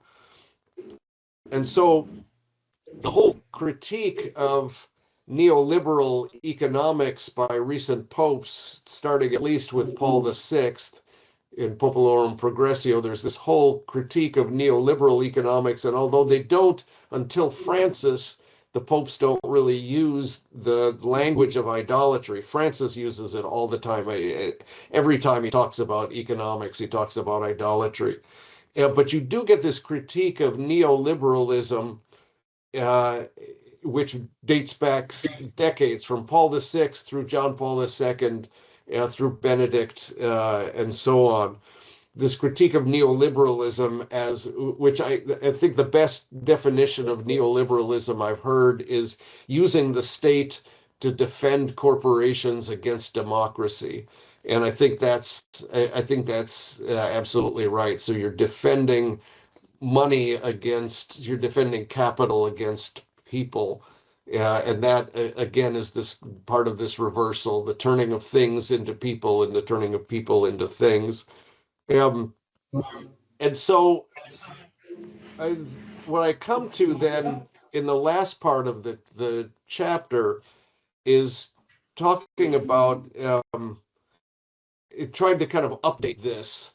So Marx was, a century and a half ago, could not have imagined the extent to which commodity fetishism had come in online online commerce. The people are completely invisible. They've just vanished, and we only relate to images of things.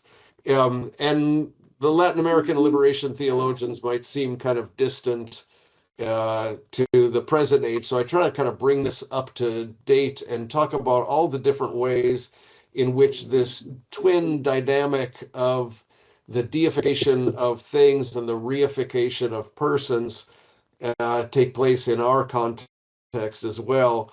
So the de-skilling of labor, for example, Taylorism is all based on the de-skilling of labor. So what you want to intentionally make workers cogs in a machine so that they're replaceable, and you can pay them less, and they become consumers then rather than artisans.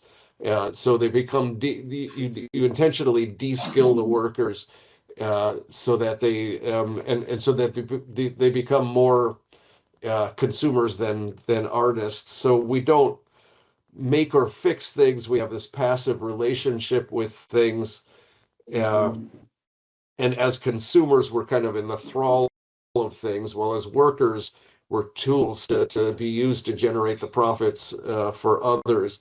Matthew Crawford's book, Shop Class as Soulcraft, is really good on this, that we're kind of fed this ideology of freedom, but in fact, we find ourselves kind of powerless in front of our devices because we don't know how they work, and we don't know how to fix them when they break, and we could become very dependent on them. There is globalization. The people who make our stuff are now hidden from view in ways that Marx, again, could not have imagined.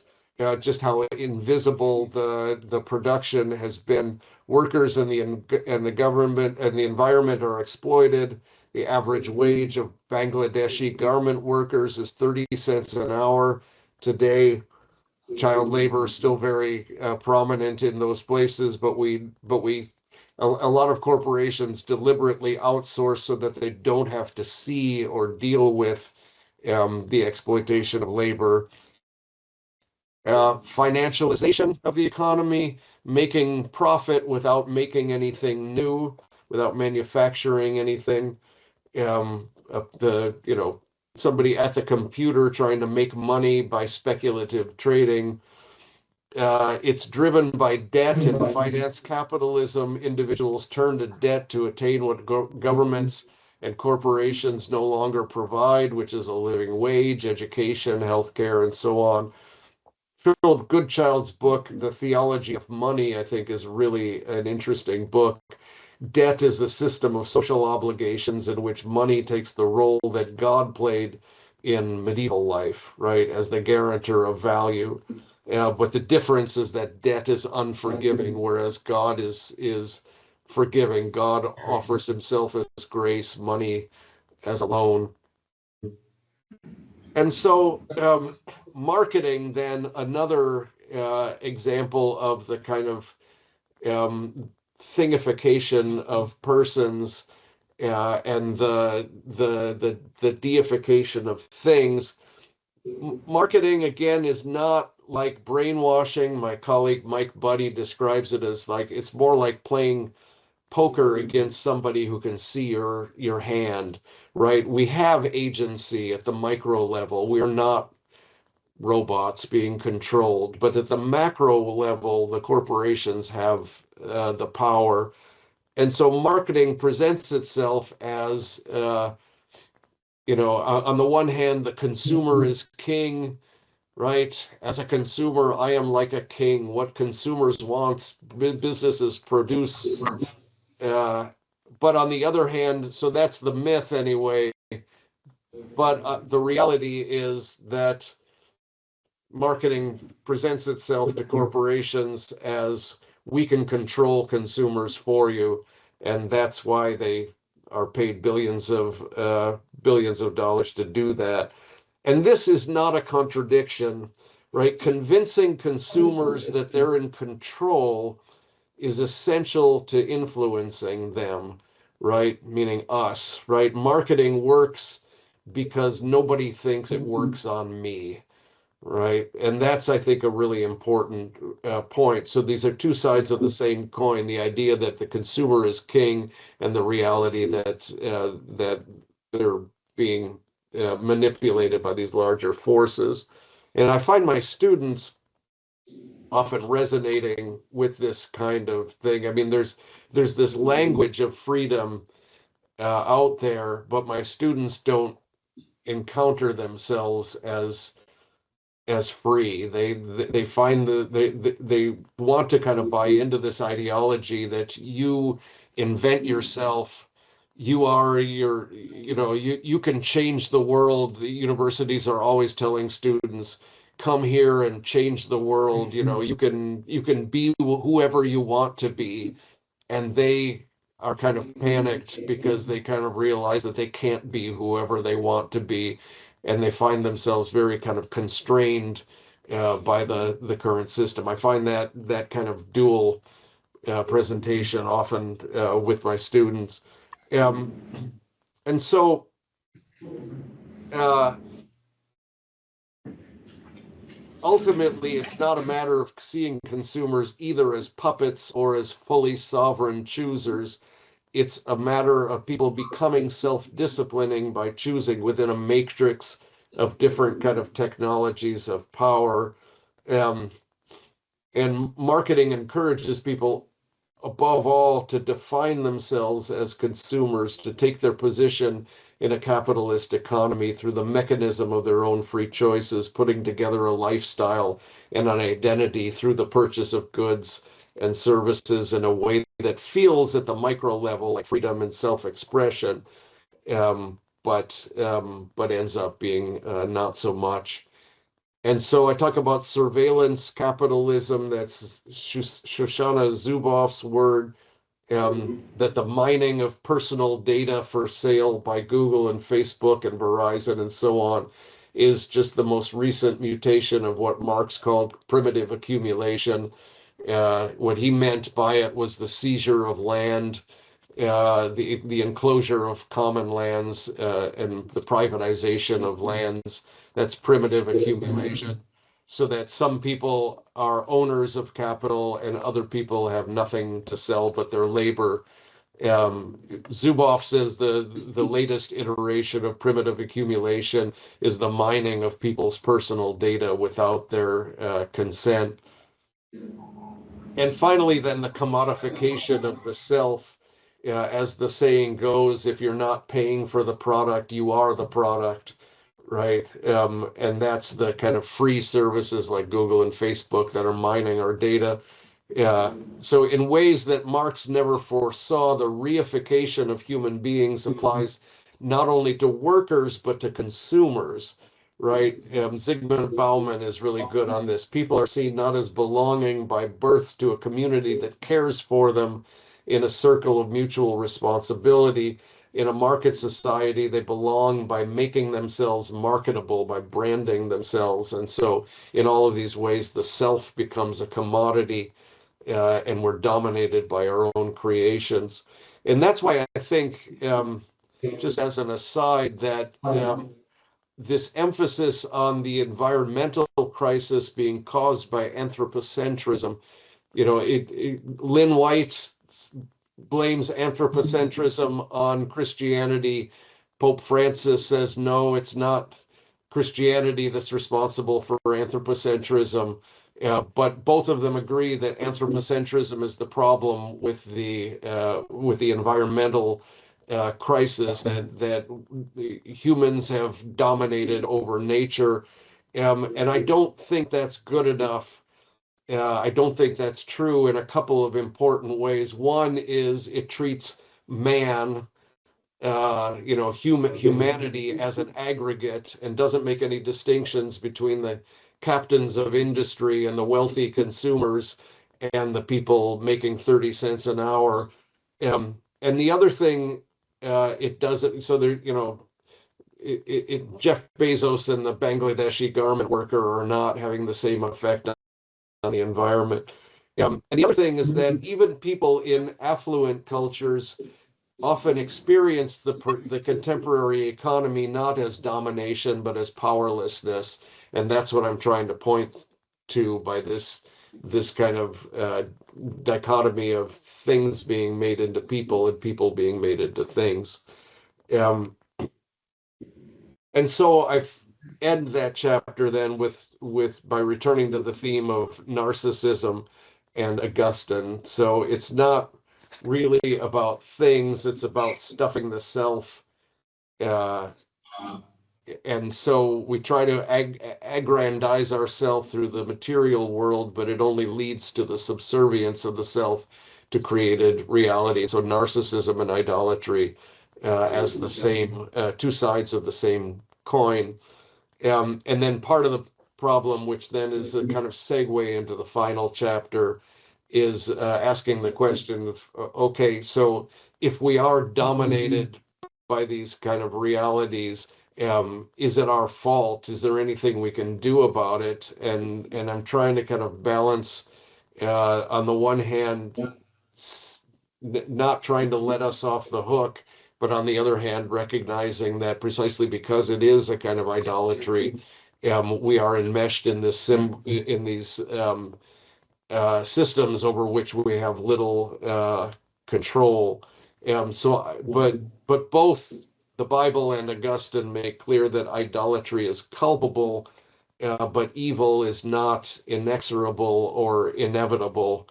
And that's where we get back to the story of original sin, right? On the one hand, the fall, the story of the fall says we have fallen and there's this sin out there in the world that's a reality. But on the other hand, the fall is an optimistic or a hopeful doctrine because it means that there's an original good to fall away from, which gives us hope that that the way things are is not necessarily the way things have to be, or the way things really are in God's eyes.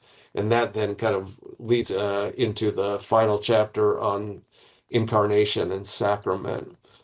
So I'm going to stop there.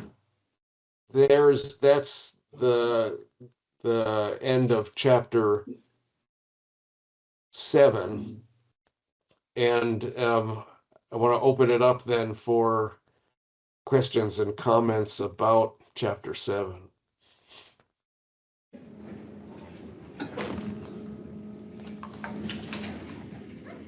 Bill Anthony Hayden, a sociologist. Oh, I'm sorry. Yeah. Thank you so much, Bill. This has been a fantastic event. Can you hear me okay? Yeah, there's a lot of background noise, but I'm hearing you okay. You want to back up? Yeah, that mic is not on. Mic is right above you. I'm backing off. My name is Judith Stark. I'm in the philosophy department. I teach environmental philosophy. I want to recommend to everyone, if you don't know this particular documentary, it's called Buy Now, B-U-Y, now, The Shopping Conspiracy. It is whimsical, it's creative, it's powerful, it's depressing. Don't watch it late at night because it is pretty disturbing. I just want to tell you one part of what I do in my environmental philosophy class. I mentioned anthropocentrism, but there's also the inherent value of nature.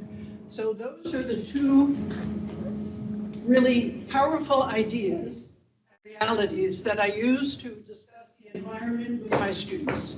Anthropocentrism, which is pretty much the best, and inherent value. But I really want to bring forward a particular project that I have my students do. And they can choose from 5 different categories. And they do this project for 3 weeks. I'll only mention the one that I call widgets. And by widgets, I mean anything that you're inclined to buy that you do not need to immediately sustain yourself. So students sign up for this. And a couple of years ago, I had two very smart, wonderful young women. They're posting their responses online. These two young women are doing this separately. Here's what they were doing. They spent enormous amounts of time online, putting things into their cart and taking it out of their cart. Putting it into the cart, taking it out of the cart. After a while, they realized 4 or 5 hours a day. And they realized what a stupid waste of time this is. I so much appreciated their honesty in posting that for the rest of the class to see it and being willing to discuss this in our course. So I just want to say that there can be conversions from consumerism. So I would give that to you as your next project to discuss conversions from consumerism. Thank you. Thank you. Yeah, no, that's wonderful. So let me comment on a couple of the things that you said. One is on the question of anthropocentrism. I think I think that, so a lot of times the critique is that we become too centered on humans, and we need to put the center back onto the creation and recognize the agency of animals and plants and the planet and so on. And I think that's right, kind of in the large sense. I think that's right, that rebalancing has to take place. What I think is problematic about it is that there's a sense in which is, again, there needs to be class analysis, that this is not just man in the aggregate or humanity in the aggregate, but there's domination of some over others, and the way the system is set up creates these radical inequalities, and that needs to be recognized precisely because it's not just consumerism that is killing the environment. I mean, it's capitalism, right? Capitalism is the is the exploitation of the earth for profit, and that it has to be said in some sort of forceful way, and you can't say that without talking about class. And then, but what I wanted, one of the things that Pope Francis is really quite good on making that clear, on bringing class into it and talking about capitalism and not just consumption. But the other thing that Pope Francis is really good at is making clear that what the solution is from a Christian point of view, what the solution is theocentrism. And that is including both God and God's creation and a kind of healthy sort of what he calls an integral ecology. So the other term that's missing that Pope Francis wants to bring in is God. That it's not just a matter of focusing on the earth rather than human beings, but it's also a matter of understanding that there is this kind of love that encapsulates them all, that makes for the conditions of possibility that they all might kind of live in harmony, humans with one another, humans with the creation, and humans with God. And without God, then it becomes, he argues anyway, a kind of competition for scarce resources. And so there has to be this kind of ability to introduce the idea of love into this, so that there's the possibility that we might all live kind of harmoniously. The other thing that you talked about with regard to practice, I think is really crucial. We have to kind of show students that there are other ways of living, and there's a kind of joyfulness to this. So I've taught a course on Christianity and consumer culture, and I have adapted something developed by a guy at East Carolina University years ago, that introduced me to it, and I've kind of adapted to it. He called it the Monastic Project. And what he has his students do, it's basically a 3-week structured experiment in asceticism for students. And so it's 3 weeks with no meat or sugar or caffeine or alcohol or sex or tobacco or cell phone use or use of the computer other than for necessary reasons. It's a prayer or meditation once a day. It's practicing certain kinds of silence at certain times of the day. And usually about half of my students will volunteer. It's voluntary. So the students that want to participate in this will, and usually about half of the students in the class will do it. And they pair up with each other and try to keep each other on focus. And for the students that make it through 3 weeks of this, it becomes a really transformative experience. I had one young woman say she hadn't heard birds chirping since she was a little girl because she goes around with her earbuds in all of the time. And so it's a kind of, it's a sort of bringing them back. And a lot of them found it hard, but also a kind of deeply moving and joyful sort of experience of reconnecting with the world. And I think it's those kinds of things. That's one of the most effective things that I do pedagogically in my entire career. And I do it with them at the same time. But it's it's something, the idea of asceticism has to be explained in such a way that it's not a kind of punitive sort of measure, but it's a way of kind of reducing life down to the essential and kind of reconnecting with something basic and something real and something beautiful. And the students that do it, I think, are really profoundly moved by it. I want to remind them that the basis of the word asceticism is the training of the athlete Exactly. before the Olympics. So Exactly. that's a more positive view of the term asceticism. And let me just mention 2 texts that are very good to really introduce students to inherent value. That's Aldo Leopold, The Sand County Almanac, and Albert Schweitzer on biocentrism. So those 2 are the ones. Nice. Yeah. Yeah, no, I always talk about asceticism, ascesis, as the kind of training, and talk about how you wouldn't, if you're training for a marathon, you wouldn't eat a lot of chocolate donuts. I just say something. Yeah. I was in the middle of this discussion with Judith. I was thinking of poverty, you know, that the religious orders and the conscious choice of poverty, and it for me, it always has a joyful angle to it, you know, freedom. But just to get back to Lonergan. Have you ever left?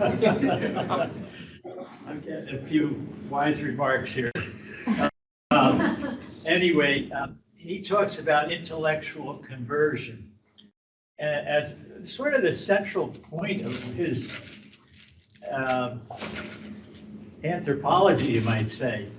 The need to realize you've been asking the wrong question. Questioning is sort of our nature. We're made to question, but we get caught. And the ability to at some point say, my insight is that I've been going down the wrong track. I have to back up and go a different way. And disconnect that with the end of Lonergan's life. He devoted himself to economics. And there was a meeting he was at with Gustavo Gutierrez, and he made that remark. And Gutierrez said something like, I don't know economics. In other words, understanding where we are is very important. And I connect it with the spiritual life, the movement from, you know, the state of purification to a state, the 3 stages of the spiritual life: purification, you know, letting go of stuff, illumination, realizing you've been asking the wrong question and beginning to ask the questions that lead you somewhere. Even if it is on the nature of the economy that we're all caught up in. And finally, of course, the unitive way, falling in love and being in love with God, that the mystics point us to.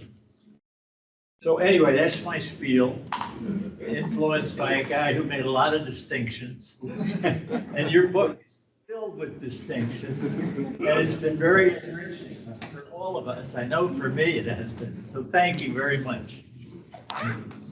Thank you, Monsignor Liddy. I think that's exactly right, that there has to be, this has to be framed in terms of love and joy, or it's not gonna work at all. Wendell Berry has a wonderful essay called "The Joy of Sales Resistance," and I think that kind of connects with the kind of thing that people spontaneously feel when there's a connection. You go to the farmer's market and you meet the person that actually raised the eggs that you're going to use, and there's a real kind of bringing us back to a sort of joyful connection with other people and with the creation that were oftentimes kind of put into channels that make that kind of joy impossible. So the idea of asceticism has to be a matter of joy, or else it's barking up the wrong tree. Thank you. Anthony Hayner, sociology again. So, Bill, just 3 quick points. I don't know, since your book has come out, a book was published by Paul Kingsnorth, The Eight Against the Machine, which I think is worth reading in terms of these various forces, both capitalistic and political, and how it's shaping our lives. And I'm sorry, what's the author? Tell me the author's name again. Paul Kingsnorth, Against the Machine. Kingsnorth? Yeah. Okay. Yeah. All right. And then, so secondly, I think, secondly, I'm relating this to Mark's previous comment about why the migration to idolatrous systems, why is that taking place? And I was thinking of a concept that one of my teachers, Peter Berger, used, plausibility structures, right? Yeah.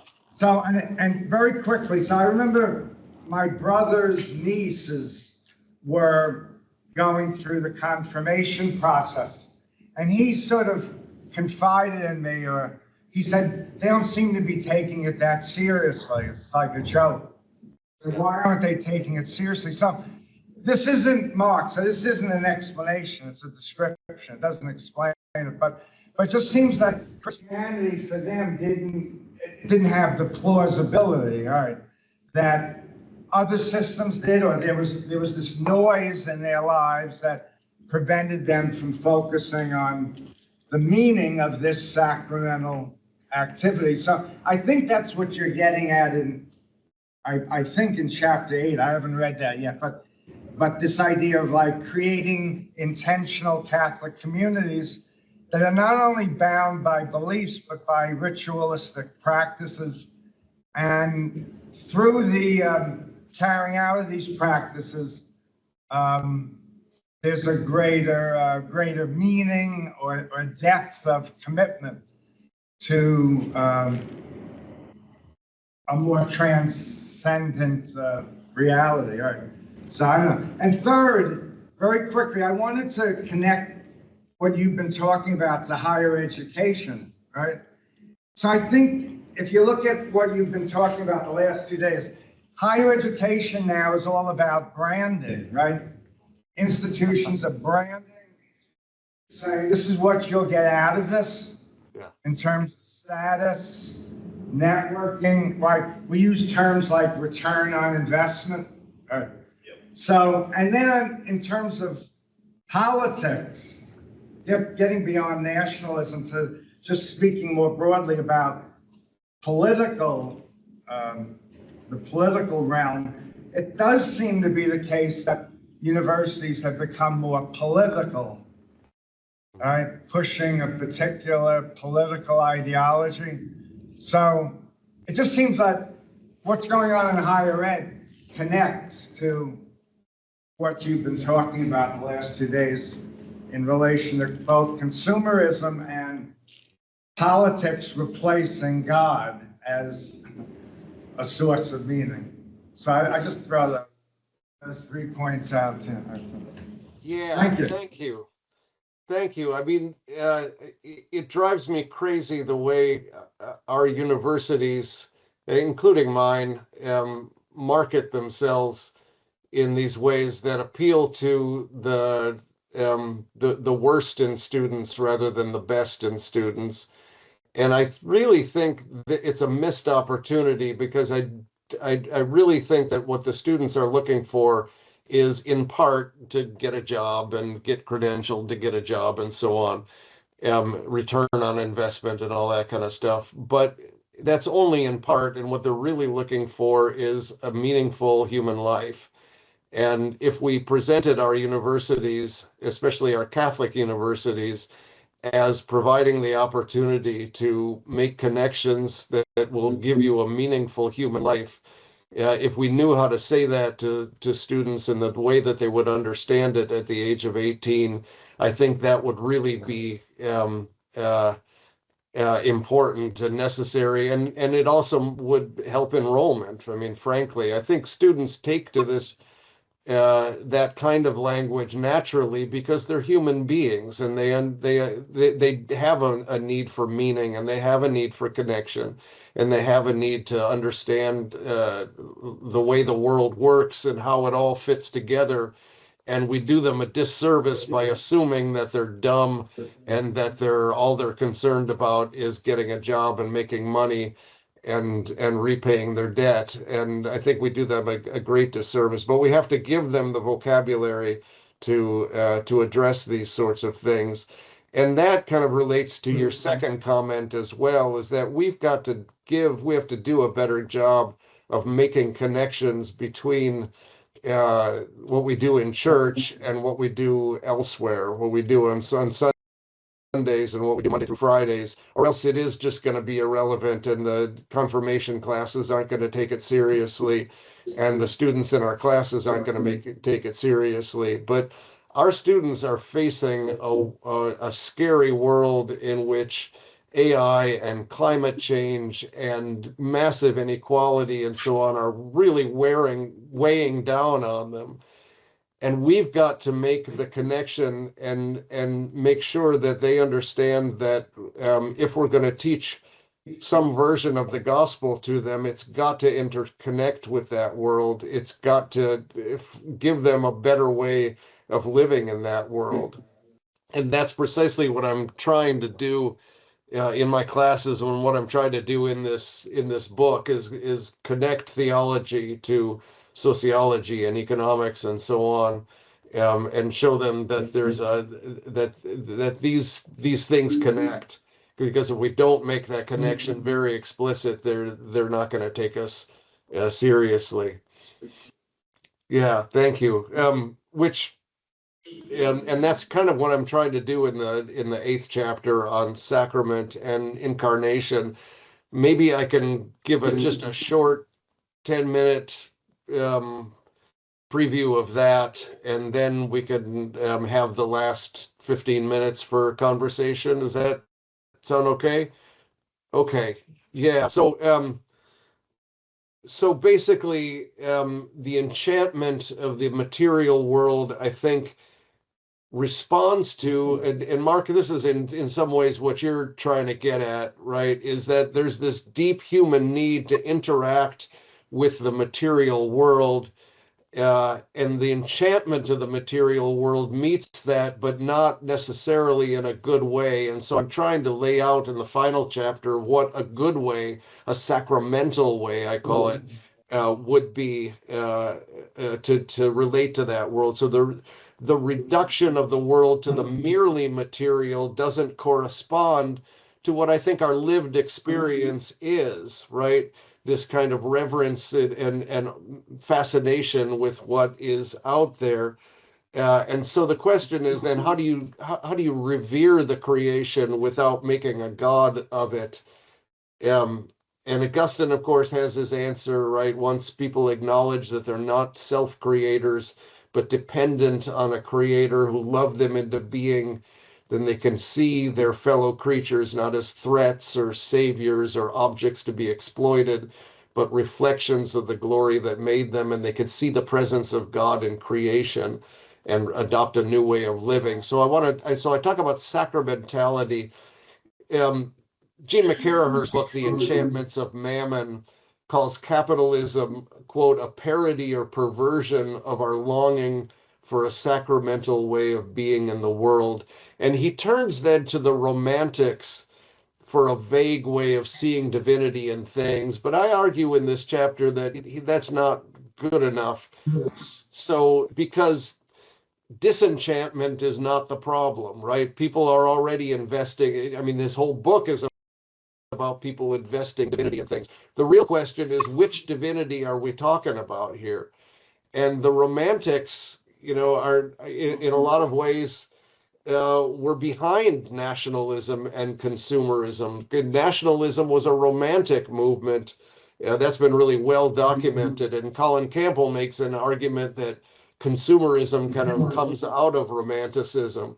So the real question is, which God are we talking about here? And so I talk about incarnation as the basis of sacraments, and not just incarnation as a general principle, but the incarnation of Jesus Christ. And this doesn't mean that everybody else is excluded. There's lots of truths in other faiths.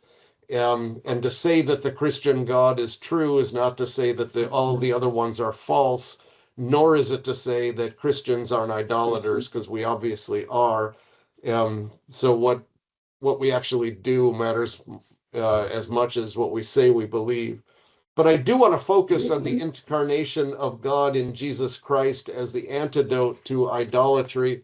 Charles Taylor talks about excarnation, how so much of our modern life is typified by excarnation, and that nothing is more obvious than the cell phone, this way that we've been abstracted from concrete everyday interactions with other human beings in the material world.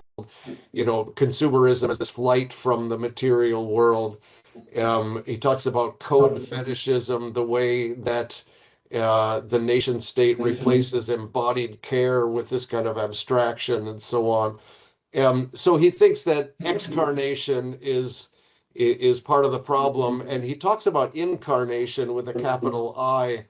But he's not a theologian, and he doesn't really get into this. So I do, and I talk about how incarnation seems like this way to a lot of Jews, actually, that incarnation is idolatry. It's the height of idolatry, the idea that this man is God.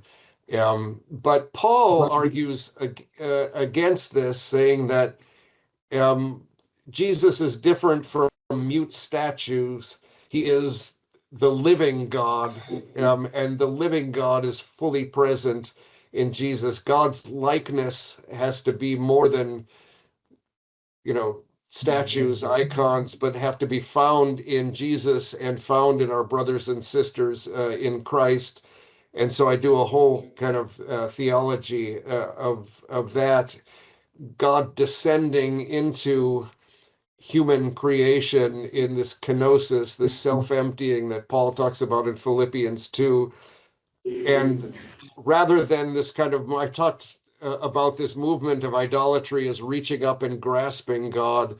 And instead of that, God pours God's self out into Jesus, into the incarnation, and then creates this kind of community of solidarity around this. So I appeal to a supralapsarian idea that incarnation is not just a response to a problem, human sin, but incarnation is embedded in the creation all along, that incarnation is God with us. that it's part of the God's plan from the beginning, and not just a response to sin, but this deep idea of God with us. And so I talk about icons, but I want to talk, since we've only got a few minutes, I want to talk about the Eucharist, and then I talk about some kind of practical ways of bringing that into practice. But Eucharist is a way of both resisting both the elevation of our creations into God's and the diminishment of human persons, the reification of people. So it would be easy to kind of separate God from things and say we're going to resist idolatry by, on the one hand, you've got Marx basically saying material things are all there is. On the other hand, you've got Christians who want to opt for the spiritual instead of the material. And I say no, that what the Eucharist means is the kind of bringing the spiritual and the material together. It's a kind of fetishization, the claim that God is actually here in this particular bit of bread and wine.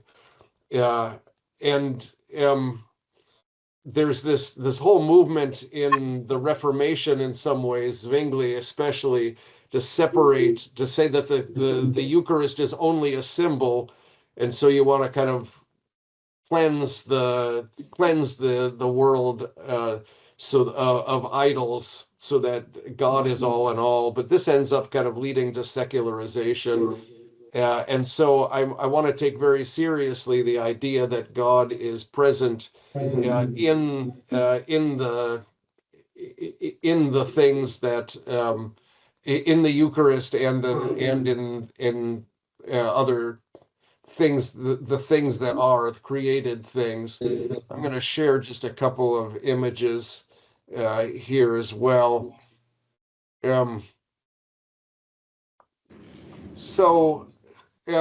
Francis talks about the universe unfolds in God who fills it completely. There's a mystical meaning to be found in a leaf, in a mountain trail, in a dewdrop, in a poor person's face.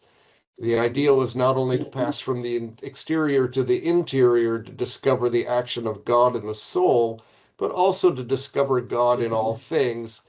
And he centers this in the Eucharist. All that has been created finds its greatest exaltation in the Eucharist. This fullness is already achieved. It's the living center of the universe, the overflowing core of love and of inexhaustible life.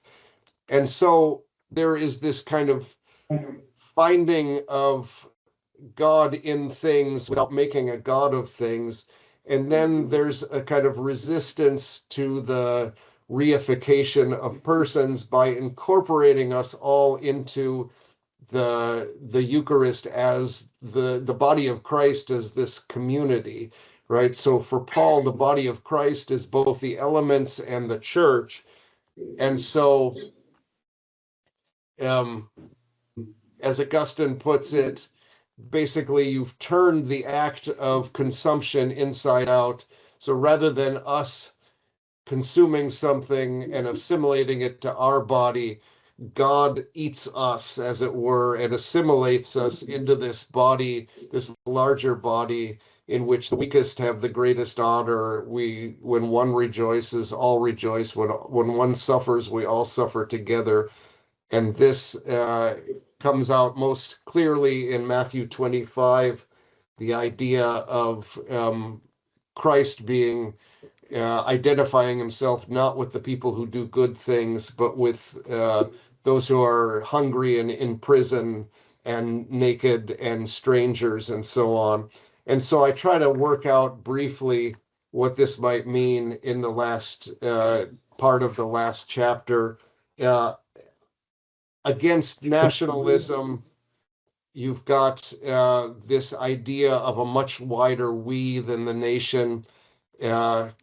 This Pope Francis has this wonderful thing where he talks about encountering the true God depends above all on our openness to being touched and moved by those who knock at our door. Their faces shatter and debunk all those false idols that can take over and enslave our lives. So the resistance to idolatry is found in this kind of unmanageable encounter with the living God in the persons of the suffering that come to us. My parish has created this whole hub for migrants, turned an old school building into a hub for migrants, mostly from Venezuela and Ecuador, who are coming to us.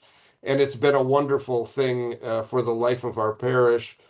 And then versus consumerism, all of these ways of recentering economies on the human person, boycotting things like Amazon, supporting local businesses and farmers, fair trade products, investor activism, concerted political action to support unions and rein in corporate power and so on.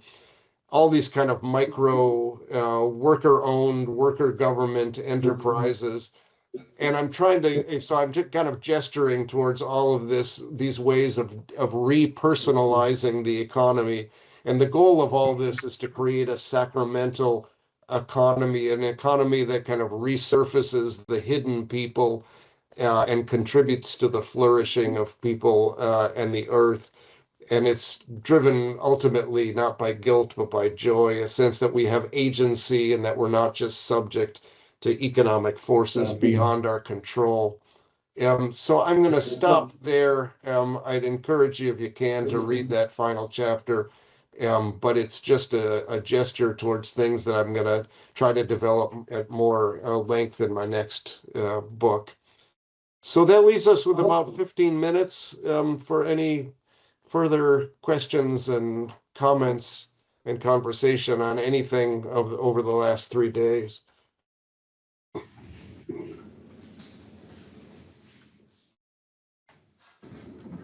Hi, Bill. Jose Lopez from the physics department here at Seton Hall.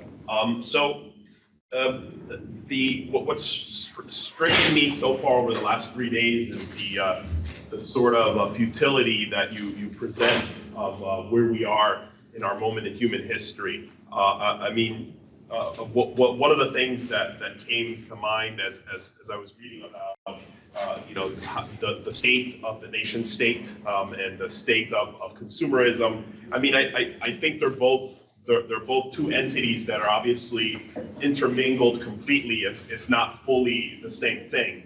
I think of Freeman Dyson, who was a fellow physicist who wrote a very interesting book called Disturbing the Universe, which is sort of a memoir of his life. And he was during World War II, he was a mathematician measuring artillery ranging for the Royal Air Force. And he had a realization when he was, I guess, 18, 19, that he was part of a machine, a war machine, and the job of that war machine was obviously to kill. And in a sense, governments, capitalism are machines, are infrastructure. To Anthony's Painter's point, the machine. I don't, to be honest, see quite you kind of say that there's a lot of separation of what the Catholic faith and the church can do there. So that's kind of where I see a lot of the futility there. But being human creations, I see that there's a lot of possibility for change. Capitalism kind of took on the evolution it took on because government stopped doing what government was set up to do. Government was set up to protect people from existential harm, from whether it's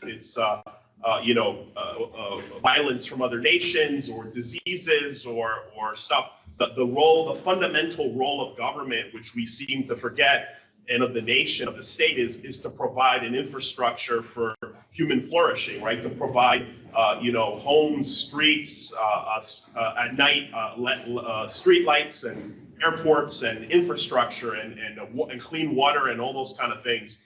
And it seems that is not even, it's not even an afterthought these days. A government doesn't even, pave roads or provide proper health care to people that can't afford it there. I mean, it seems to me that the solution, and of course, I mean, to Anthony's point, part of it is that in higher education or education in general, we're not doing much to develop, to your point, to develop people to address those issues. I mean, we're you know, kind of just preparing more cogs in the machine to your point. But I mean, even John Maynard Keyes, during the Great Depression, when there was this huge criticism of how capitalism had failed, he wrote a very interesting, pretty interesting article. Basically, it's a very short article of talking about how I think it was titled something along the lines of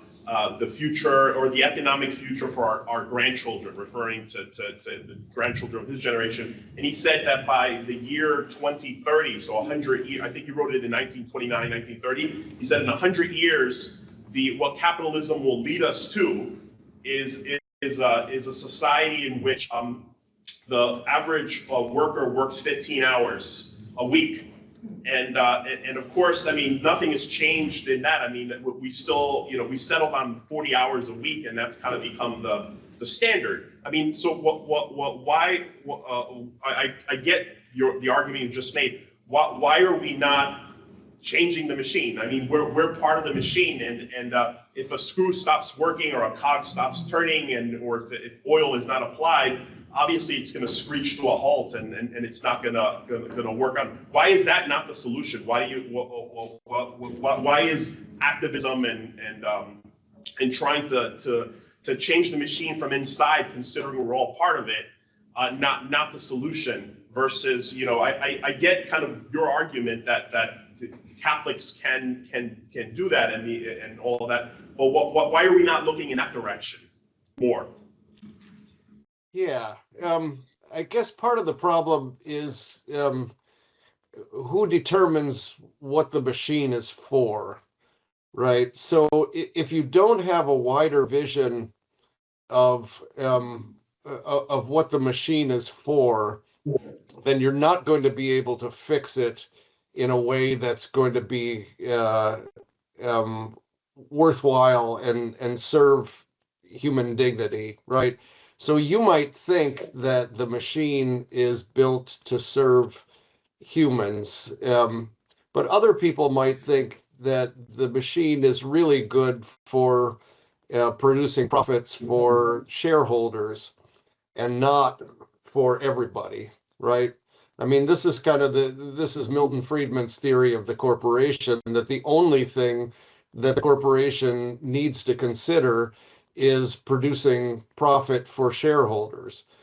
And then you get various other kinds of, you know, attempts to push back on this, but there's no sort of agreement on what the machine is for. And one of the things that Catholic social teaching brings to the table is a different vision of what the machine is for. And the machine is for more than making profit or protecting borders, but there's this much wider vision of the flourishing of all people and the common good and the flourishing of the earth that I think is really necessary right now. I mean, it's really, you look at like Anna Rowland's wonderful book, which kind of synthesizes Catholic social teaching, and you think this is a blueprint for a sane world. That desperately needs to be seen, and our students need to be exposed to this. But the idea that the state is going to save us from this, I haven't seen the empirical evidence for it. It seems to me like the period in which the state understood itself as providing all of the things that you know, a good life for everybody, the period in which the state actually took that vision of itself seriously was fairly brief, and is mostly the kind of 1930s through the 1980s. But the state arguably sees itself, I mean, that's to kind of anthropomorphize it too much, but the state since its beginnings has arguably been an instrument to maintain elite power, right? Charles Tilley says that he's got a wonderful argument called state making as organized crime. And he argues that the making of the state in the 16th and 17th century is best understood as a protection racket. We will save you from the enemies that we made for you. Be a shame if my associate Vinny and I are a little concerned that something might happen to your shop here, and so we're gonna extort protection money. So there really, I mean, there isn't a kind of coherent vision that I've found which is more compelling than Catholic social teaching when it comes to answering these largest questions of what is an economy for, what is a government for, and that's why I'm kind of making appeals to that. I mean, so talking about, economy and capitalism as a method of developing an economy, I mean, the insanity of it, which I think is not a Keynesian concept, is that it's supposed to have infinite growth. That quarter after quarter or year after year is supposed to be infinite growth. I mean, there is no organism, biological or otherwise, that lives that keeps growing over and over. I mean, we stop growing at a certain age and everything else. So I mean, that seems to be part of and the government, for like you said, for a period of time, seemed to kind of understand that the goal of capitalistic companies is growth and selling and putting out stuff there. I mean, I think if we just get rid of that one kind of crazy concept and bring in the concept of, to Pope Francis's point of sustainability, that there's a certain size that nations or a university will grow into. I mean, at universities, it's the same story. It's a craziness about enrollment and growing enrollments, as opposed to a thought that human populations are organic. They're not exponentially going to grow forever. So why is, I mean, and that seems to be, from at least my understanding of Catholic theology, of understanding the concept of sustainability and kind of maintaining a boundary of what's possible. Why is that not first step in just capitalism inherently? I'm not against it, but it's just this craziness of it's supposed to keep growing and growing and growing and growing and growing, and it will grow forever and ever and ever, and everybody just needs to accumulate more and more and more, because that's what it's for. Yeah. I mean, why don't people see that? I'm not sure what the answer to that is, but I mean, for some very powerful people to dispute that would be unprofitable. And so that's why it doesn't happen, I think, is probably the neatest answer. I mean, I think there are certain forms of state intervention that could really mitigate a lot of this, and did so in the middle of the 20th century. I don't want to put too much faith in the nation state to handle this, because I think arguably, it's the state and the corporation have become so fused in many ways that it's like asking the fox to guard the hen house. Although I think that there are certain ways that we can ask the state to be more just, I also think that what both Pope Benedict and Pope Francis have called us to is being more creative and seeking these other kinds of micro politics and micro economies that can create these spaces. Whether or not they come from above, they need to come from below. Pope Francis called them projects of the heart, to kind of rehumanize the economy. Pope Benedict talked about dispersed political authorities and the economy of gift, and all of this kind of stuff that we need to be much more creative about enacting, rather than just sort of asking the state to do it because it might or might not respond. Doesn't mean that we shouldn't keep asking, but I think we need to be much more creative than we've been. Thank you.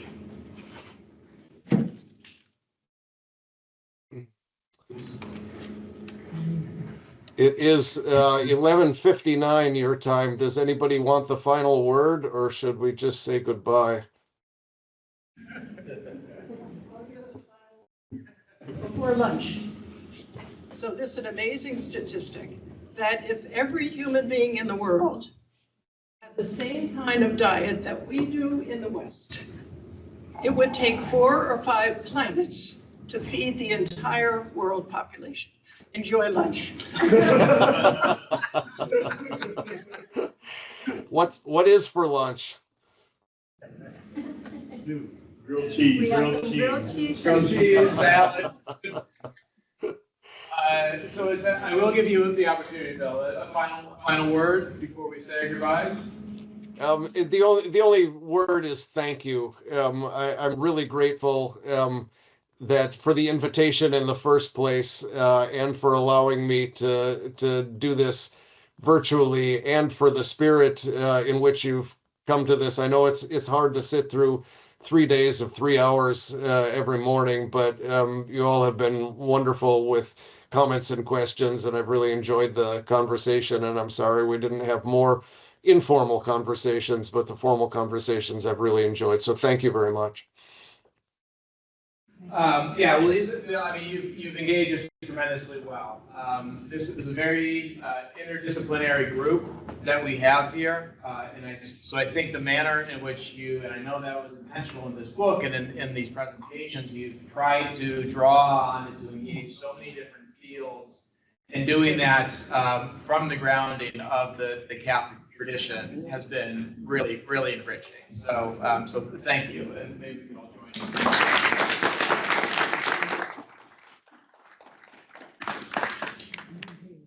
All right, so I have some announcements for the rest of them, so we'll let you go. And Thanks, everybody. Enjoy lunch. All right. Yeah, and thank you to everyone here. Like Bill said, I know it was not the arrangement that we had hoped for, but I hope it was worthwhile for everyone. I think the discussion seemed really, really wonderful in the time that I was here. All right, so a few things. First of all, I do again want to thank our co-sponsors for this event. So the Center for Vocation and Servant Leadership, to Francia for arranging for feeding us all throughout these 3 days, and for Linda for her partnership in this as always. To Gloria and the Chesterton Institute. I'll speak in a moment about the essay. So Gloria always helps to compile the volume. So thank you. To Sam especially for he had to worry about not only the physical logistics of the room and that sort of thing, but then coordinating all the online meeting aspects of it. So thank you, Sam, for everything. Thanks, man. So in a moment, we will ask you to complete a survey to give us feedback on how you think this all went. You can do that digitally, or Sam will also hand out paper copies for anyone who's interested. In the digital materials that Sam had sent out prior to the seminar, you received these guidelines for the essays for the annual volume. But I will send around these hard copies as well. We would really, really love to hear your reflections on this.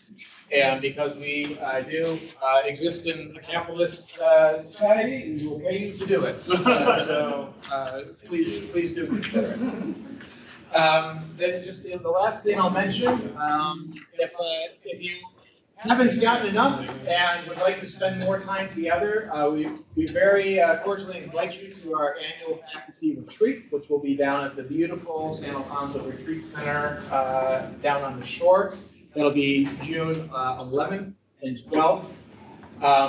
Even before we knew exactly what Pope Leo was going to say, we had decided on this theme of human dignity. So we'll be diving deep into that.